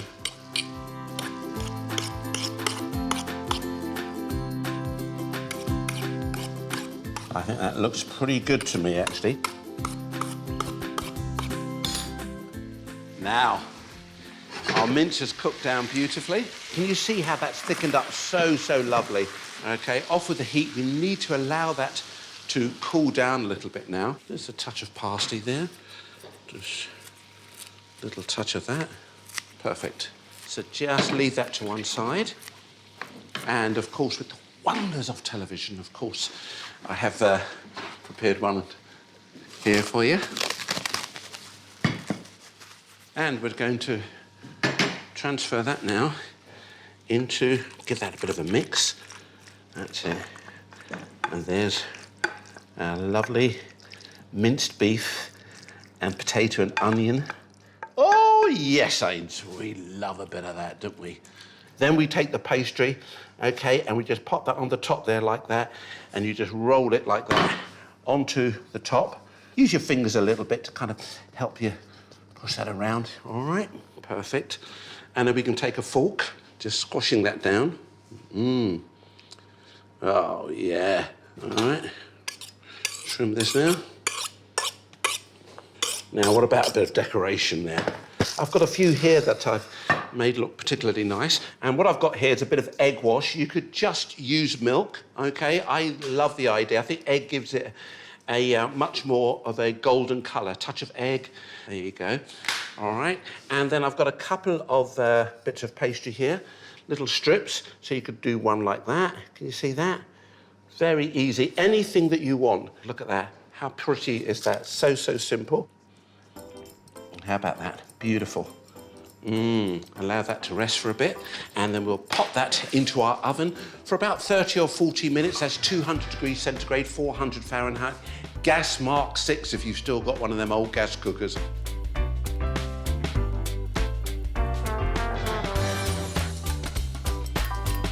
Sorry, excuse me. I'm a bit excited when it comes out like that. Look at that, absolutely lovely. All right, now I'm just gonna cut into there. Oh, look at this. Absolutely magnificent. There you go. Beautiful. Check that out, guys. All right, I'm gonna serve that just with a few of these veggies. Okay, and how about a bit of gravy? Oh, you can't have pie without gravy, can you? This is quite lovely. Just a little bit of that gravy there, no more than that. Oh, here we go. Oh. Memories come flooding back. Hey, and there's something else you won't want to miss. It's the wonderful Vic Hope. Hey, Vicky. How you doing? I like that. Thank you, Ainsley. I'm good. How are you? Great. Oh, fabulous. Fabulous to have you in my kitchen. Now, you've been learning some great recipes from your mum recently, haven't you? Yeah. Tell me a bit about Mum's that. been teaching me Nigerian food. Because, you know what, I felt like I hadn't really learned as much as I should growing up, and I've got to 30, and it's just important. You connect with your culture. My grandma in Nigeria is like, Victoria, you do not know any dishes, no one will want to marry you. So she's insistent that I learn so that someone will actually want to take me down the aisle. That's not necessarily what I want, but if it's going to keep her happy, I'll do it. So we've done like jollof rice, we've done oxtail stew, okra soup, we have yam and black bean pottage, the porridge, pepper soup, like all of our favourites that I grew up eating with my mum and that I love so much. Beautiful. And what are you going to cook for us today? Well, today, because I'm a big fan of fish, I'm going to make you a prawn cocktail. Yeah. Like, I like when I have friends around for dinner to make any kind of fish. I feel like part of being an adult is splashing out a little bit and getting like fresh fish and, you know, really good quality fish. And it's real retro too, isn't it? It's proper retro, I mean, yeah. you know, we talked about forgotten classics here. This is a proper sort of dish that has been around for forever. Yeah. But you've got a twist on it, so let's see what you do. Yeah. How do we start then? Okay, so we're going to start... Basically, the twist is that we're going to make it a little bit spicier and a little bit more flavoursome than it usually is. So I'm going to be using some spices, some herbs and some garlic. So first things first, I'm going to get that garlic chopped. Great. Lovely. Anything I can do? Yeah, you know what? You can make my sauce for me. Brilliant. No If problem that's at all. all right. Pop it down here then yeah. and I can mix away or do whatever you have to do. OK, this is mayonnaise, yeah? Yeah, we've got mayonnaise, then we've got ketchup and some lemons. And of a little bit of brandy. Is that for me to drink or to put into the... You can do what you want, Ainsley. But if you put some in as well, that'd be great. And I'd like to put a bit of cayenne pepper in there as well once you've mixed it all up. No problem, OK. And I can just get on with making this traditional kind of, if you like, Mary Rose sauce with a bit of brandy, yeah? Yes, please. I feel like we're making a slightly spicier version because we're putting the brandy in and some cayenne.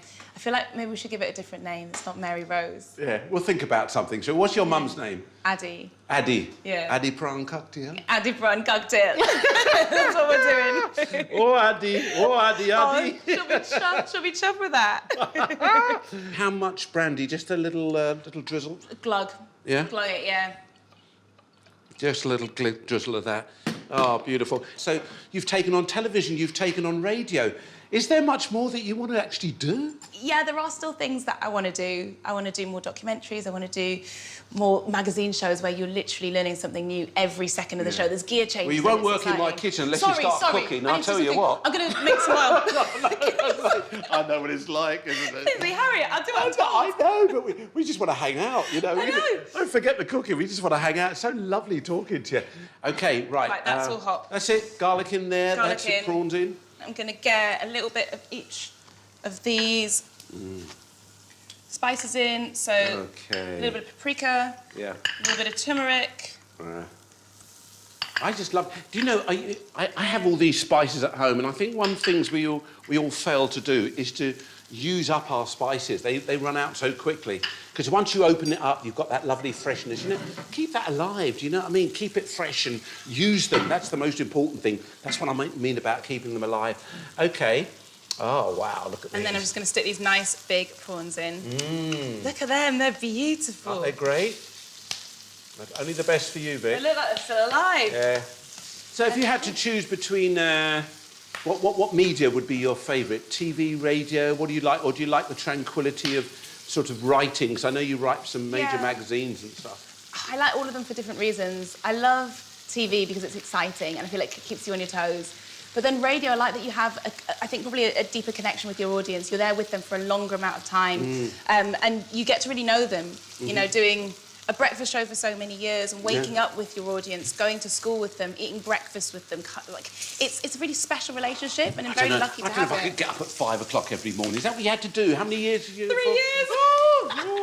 You know, before that, I did a year of early breakfast. I came at 3. Oh, no.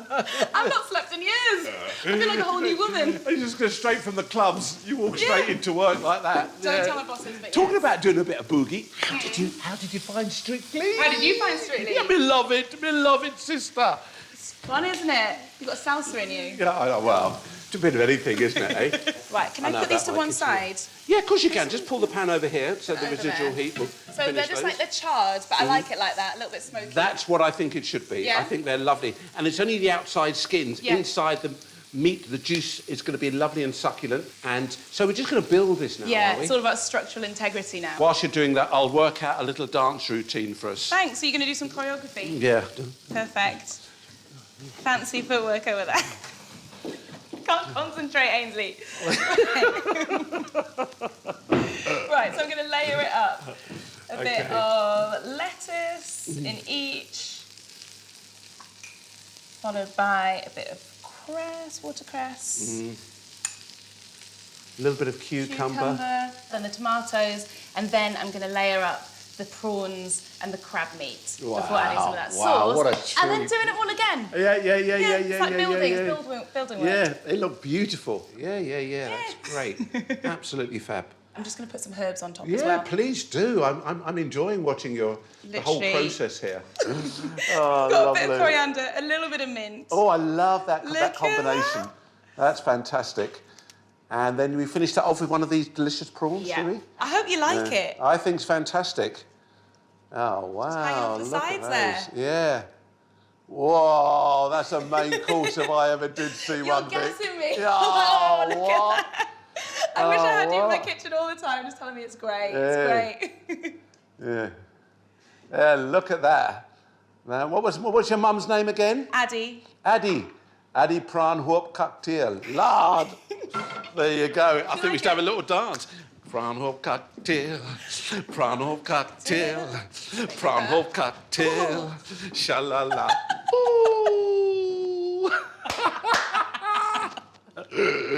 Brilliant. Yay. Look at that. Let's have a little bit of a taste of this. You know what? You've got to use your fingers. I love the crab combination in there too. Oh. I'm proud of that. Mmm. No, it's a nice. little bit of brandy going into that Mary Rose sauce. That's so nice. Well done, you. That is Thank fantastic. you. Oh, I'm glad you like it. We're off to meet John Gregory Smith in his kitchen, where he's cooking up a rather delicious kedgeree. Guys, I'm going to cook for you my gorgeous spiced kedgeree. It's a forgotten classic. I've luxed it up and I know you're going to love it. To start off with, I want a lovely, juicy red onion that I'm going to finely chop, and it's going to be the base for this dish. Now, kedgeree's a rice dish, and it's full of eggs, it's got lovely smoked haddock, and it is a really, really satisfying brunch. Now, to add to the base of my kedgeree, I want a couple of cloves of garlic, and that will just give it a really lovely little kick. So I've got a frying pan on, I'm gonna get it nice and hot, and then just add a couple of tablespoons of olive oil. Love it. And let's get those onions into the pan. And all I'm gonna do is just cook them down for about 5 to 6 minutes, just to get that little bit of a golden edge on them. And that lovely sweetness will run through the rice. Now that's looking absolutely perfect, all golden and delicious. So I'm gonna add in my garlic, those lovely cloves. And now for the major flavor, I want 4 teaspoons of mild curry powder. Now you can put in 2 teaspoons of hot if you want. And what I love about using curry powder is you get really good bang for your buck. It is packed with all different spices and so much flavour, and that's what gives a kedgeree the ultimate taste. So just a couple of seconds in the pan, and all those flavours erupt out of there. Fabulous. Now I'm just going to season that up with a pinch of salt, and then go in with my rice. So I've got 300 grams of basmati rice, and it's got the most beautiful fragrance. And I'm just going to stir this around in the pan before I add any liquid. Just give it a quick toss. Try not to throw rice all over your kitchen at the same time, perhaps.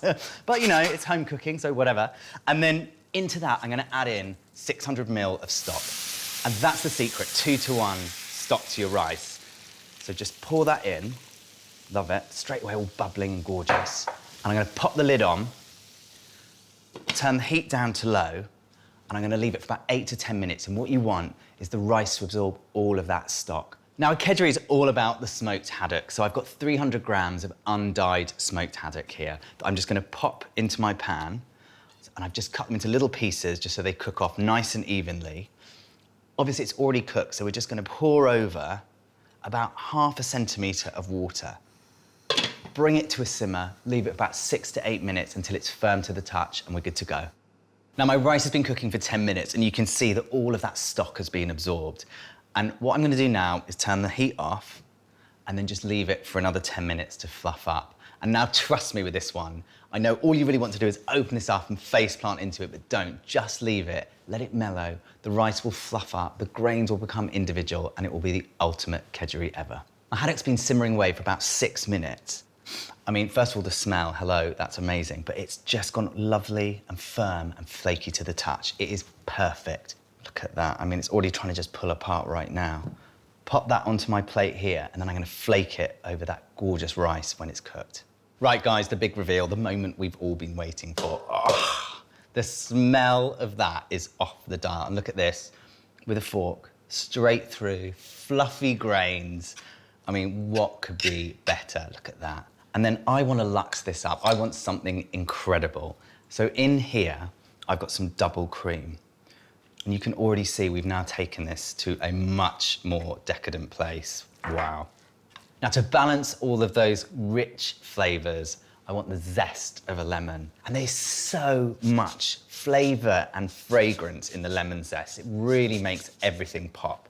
It's a really good little tip. So use the juice, but always use the zest as well. So let's go in with the juice of ½ a lemon. That is looking and smelling divine. I mean, look at the smile. Hello, I can't wait to get in this.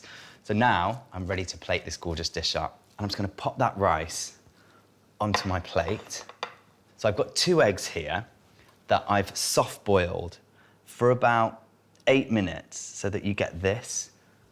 You get just a lovely bit of run happening in that yolk. And I just think that is deeply pleasing. And then our fish. So flake this gorgeous fish over the top of the rice, and then coriander. And not only does it add that flavour, but look how it makes it all just pop beautifully. And now our chilli. And then finally, that curry powder. Now just a tiny little dusting over the top on those eggs so that when you eat them, you get that lovely little hit. And there you have it.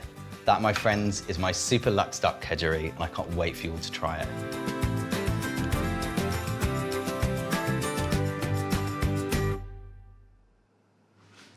Well, what can I say? Thank you so much, John.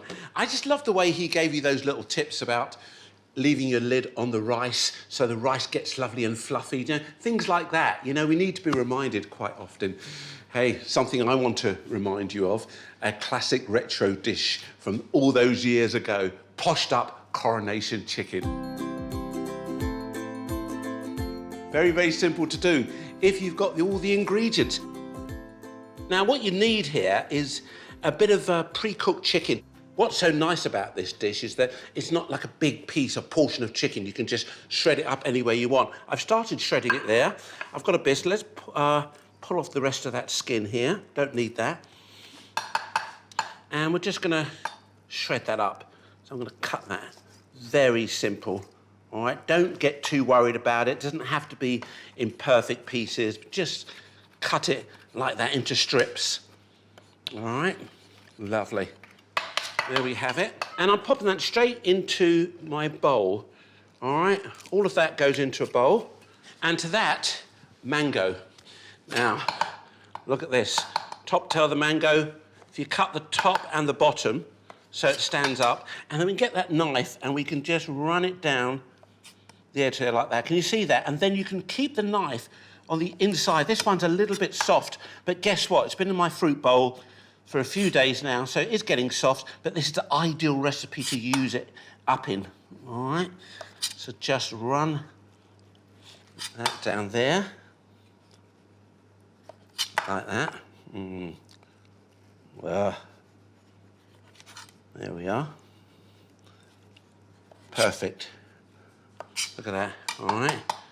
I'll pop that in there like that. That tells me that that's how much I'm away from the stone. So if you look at the edge there, and then you can see you can cut right down there, and you know you're not going to cut into the stone there. There's the stone there, all right?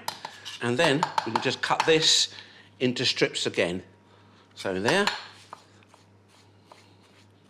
Remember, it doesn't have to be symmetrical. Everything doesn't have to be the same size because we're going to combine it with a very light, yogurty kind of mayonnaise, all right? With a bit of spice in it. Of course it's going to be spiced up. A little bit of the exotic. Now, a little bit of onion going in there. I'm not using any white or red onion, but spring onion. I think it works really well in this. Cutting on the angle. Can you see how I'm doing it like that? Just there, that's it. But before you put them in, just get your fingers and give them a little bit of a squeeze, just to kind of separate some of them. That's okay, okay. There you go, look at that. And then we can take that and pop that on the top of our mango and shredded chicken. Work your fingers in there like that, just to bring that together, all right? That's it, beautiful. Now, what about combining it? What are we gonna blend into it? In the old days, it was very much a case of using a bit of mayonnaise with curry powder.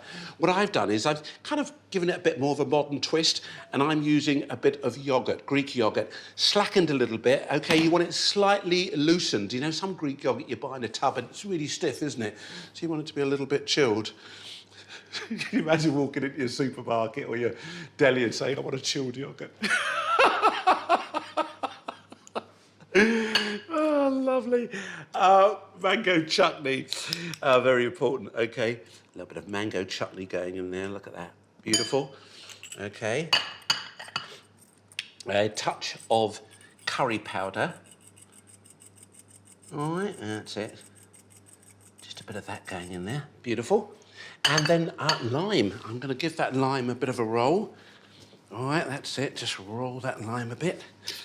And then we can get right in there and pull this up here.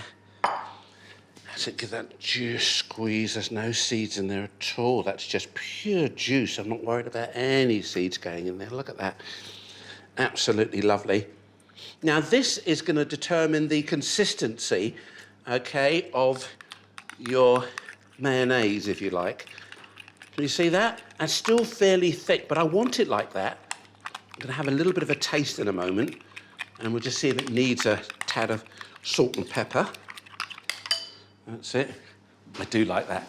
Just works so well. That curry and that mango and all those flavours just work so well together. You've got that lovely sharpness from the Greek yoghurt. You've got that little bit of sweetness that comes from the mango chutney, and of course, the spice from the curry. All of those things work beautifully together.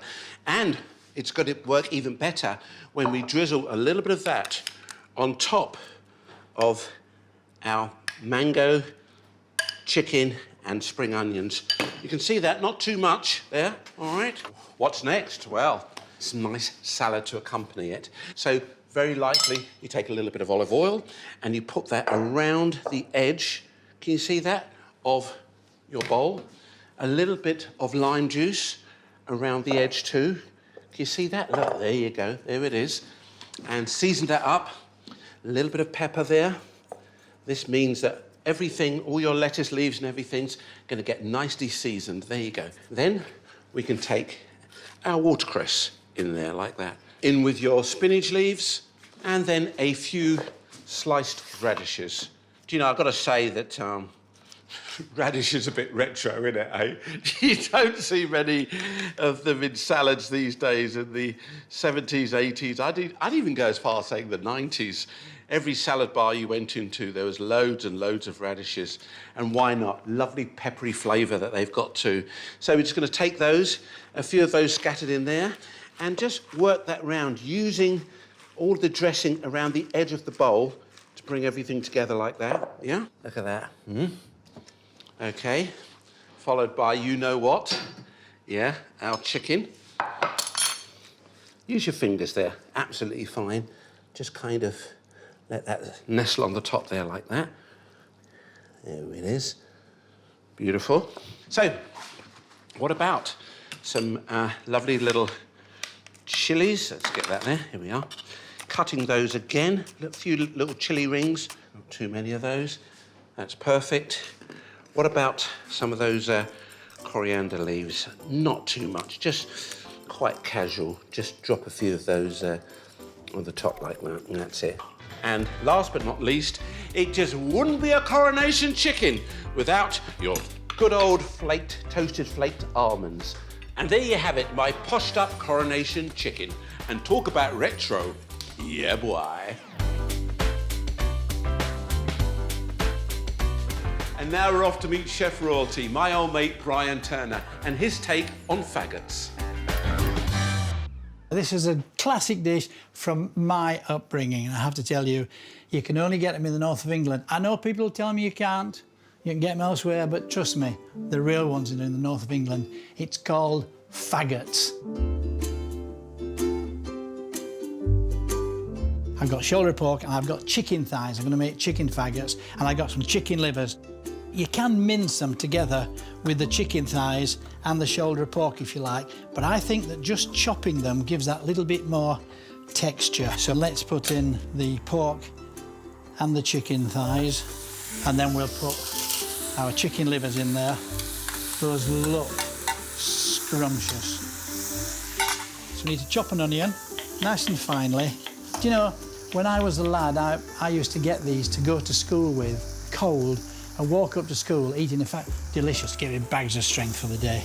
I'm going to put some garlic in there. And we want to put the lid back on there, and we're going to leave that for about another 15 minutes. So this meat now looks to be cooked enough, and hopefully a lot of the fat will have come out of it. So the tip here is to make sure you let it cool down, because if you don't, you'll burn yourself. So, I've got some wonderful fresh herbs here. We've got a little bit of chives here. We've got some fresh thyme. Oh, I love this fresh thyme. Chopped parsley, I'm a great fan of parsley.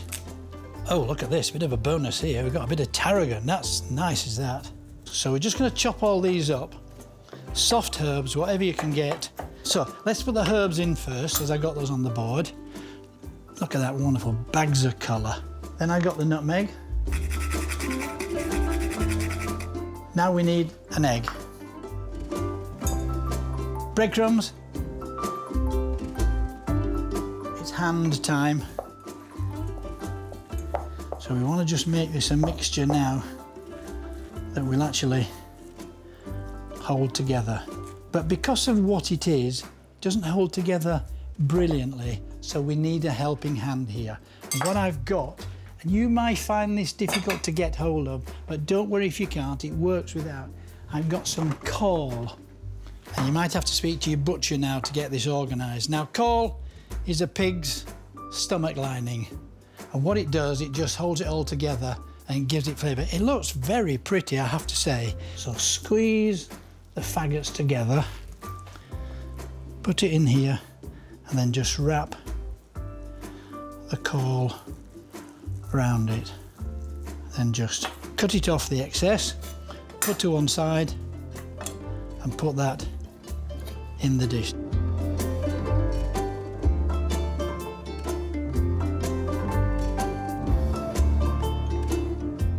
Okay, and I've got some stock over here, and I've just thickened it up slightly. You can thicken it up how you like, with the corn flour, a bit of arrowroot, potato flour, and it's really nice and tasty. And then the trick is to pour it over the top of each one, because we want them to glaze. And then we keep our eye on them in the oven, and every now and then give them a brush. They're going to take about 45 minutes to an hour, 180 degrees. They've been in now for about 20 minutes, so we need to just glaze them on top. So, oh, look at that. They're already starting to change colour, which is perfect. And then we take the thickened stock again, just glaze it over the top. It reminds me of when I was at home on the local butcher shop. They used to make them, used to have powder to smell wonderful and all look perfectly glazed. Okay, put those back in, another 20 minutes or so yet.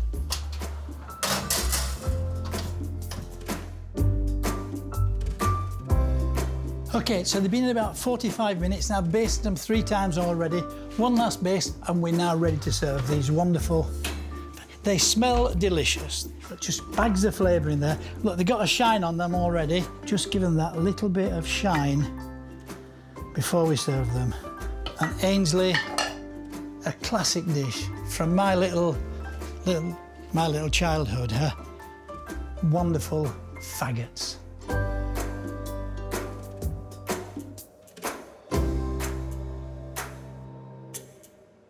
Hey, thanks very much, Brian. What I love about Brian, he brings a real freshness to his food and a bit of fun and laughter too. Now, I've got an absolute gem of a recipe to finish off our journey into the world of forgotten classics. It's my queen of puddings. Wow. We need to start off with some jam.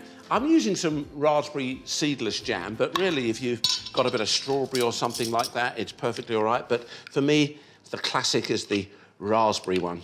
And then to that, I'm going to add some fresh raspberries. So we're just melting that down and putting our raspberries in there. Let all of that sort of come together, and I'll give it a stir. Now, what about that lovely custard? Eggs, I've got 4 eggs here, so one at a time. We're just going to separate them, so putting egg yolks in one and egg whites into another. Nice and careful. You know my style, I like to put it in between my fingers and give it a little bit of a shake. Can't wait to try that, can you, eh? Ah, yeah, here you go, beautiful. So there are your egg whites. Put that to one side, we're going to whip those up. We're going to make a lovely meringue with that afterwards. 3 eggs in there with a whole egg, all right? Let's just give our jam and those raspberries a little bit of a stir. Look at that, beautiful. And just stir that round. And when that jam has dissolved, just transfer that into a dish and allow it to cool down. That's exactly what I've got here, all right? But back to our egg custard again. Remember, 3 egg yolks, 1 whole egg. Let's start to bring some other bits and pieces into that now. I've got my milk going in there, cream, some orange zest, very important, the orange zest. It gives you that lovely flavour. And the combination of raspberries and orange, I love it. I think raspberries go with most things, don't they? Hey, talk about some forgotten classics. Some of those raspberry and chocolate. Remember the old, that chocolate roulade, eh? Lots of cream. I mean, it was on the menu, I'd go for it, wouldn't you? Absolutely love it. Really, really good. Anyway, there you go. You've got the eggs and the milk and the cream and the orange zest going in there. And finally, the ingredient, breadcrumbs. That really is what Queen of Puddings is all about. And these recipes have been around for centuries. I think this has probably been around since the 17th century. Talk about a forgotten classic. How long you had it in there, Ains? If we then take that and we transfer that into a dish, all right, and what we're going to do is just allow that to swell up our breadcrumbs. I know it sounds unusual. Look, there's nothing much happening there. Look, that's pretty thin. But if I go in there, look at that. Can you see what's happened? That really is soaking up all of that lovely custard. There it is. I'm going to give that a little bit of a twirl, or swirl, I should say. There we are. Bring that all in.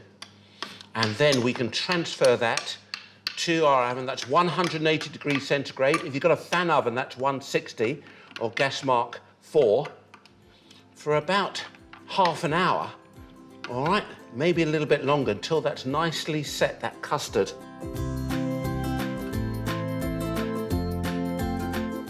Once that's been in the oven and come out, look what we've got here. This is the custard. I'm allowing it to cool because I'm going to spread my jam on there. And we're going to take our beautiful fruit now, and I'm going to just spoon that, look at this, on top here. Look at that. Just pour it on top, actually, look. There we are. OK, and we're just spreading it out, trying to get into the corners and everything else. Some of those raspberries have broken down quite beautifully, all right, adding a real acidity and richness to our dish. There you go. All we have to do is make our meringue, pop that on the top, and pop that back into the oven. There it goes. OK. My egg whites. That's it. And my beater. Ah, lovely. Come on, get going, my son. Let's whip you up. A little bit of sugar going in there now. I don't want you to get too carried away and think that as soon as it gets to this stage, it's ready. A meringue takes a little bit longer than you think, OK? So you have to keep going with your egg whites until you get a real sheen, a real gloss to it. So that sugar really has to be blended into the white so you get a real nice gloss to your egg whites.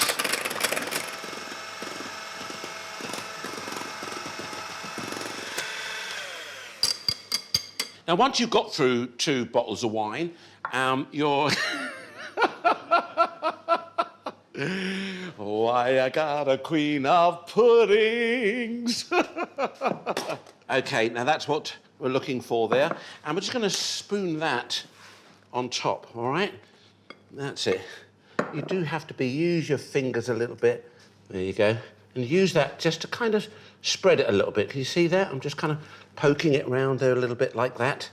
Just to kind of find those corners. Get the palette knife out. This will really, really help.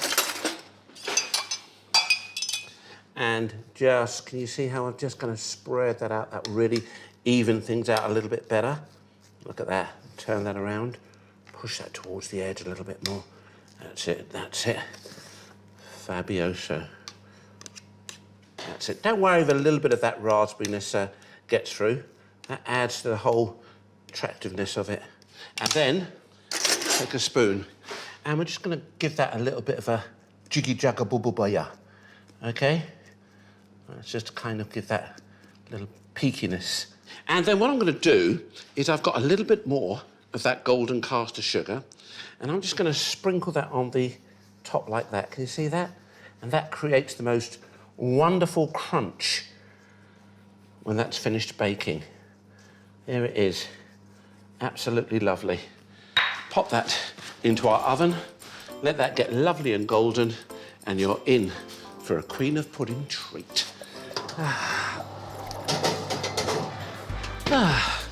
I think it's time for a glass of wine.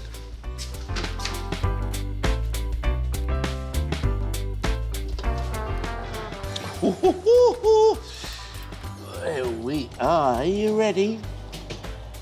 Are you ready? Hey, check that out, guys. There you have it. My queen of pudding, fit for a king, a queen, a prince, or anybody else you fancy. What a lovely journey we've been on today, meeting old dishes like long-lost friends and learning to love them again. Minced beef pie, kedgeree, faggots, coronation chicken, queen of puddings. Ah, so lovely. Food to stir the soul. If that's what a trip down memory lane tastes like, I think I'm going to go a little bit more often.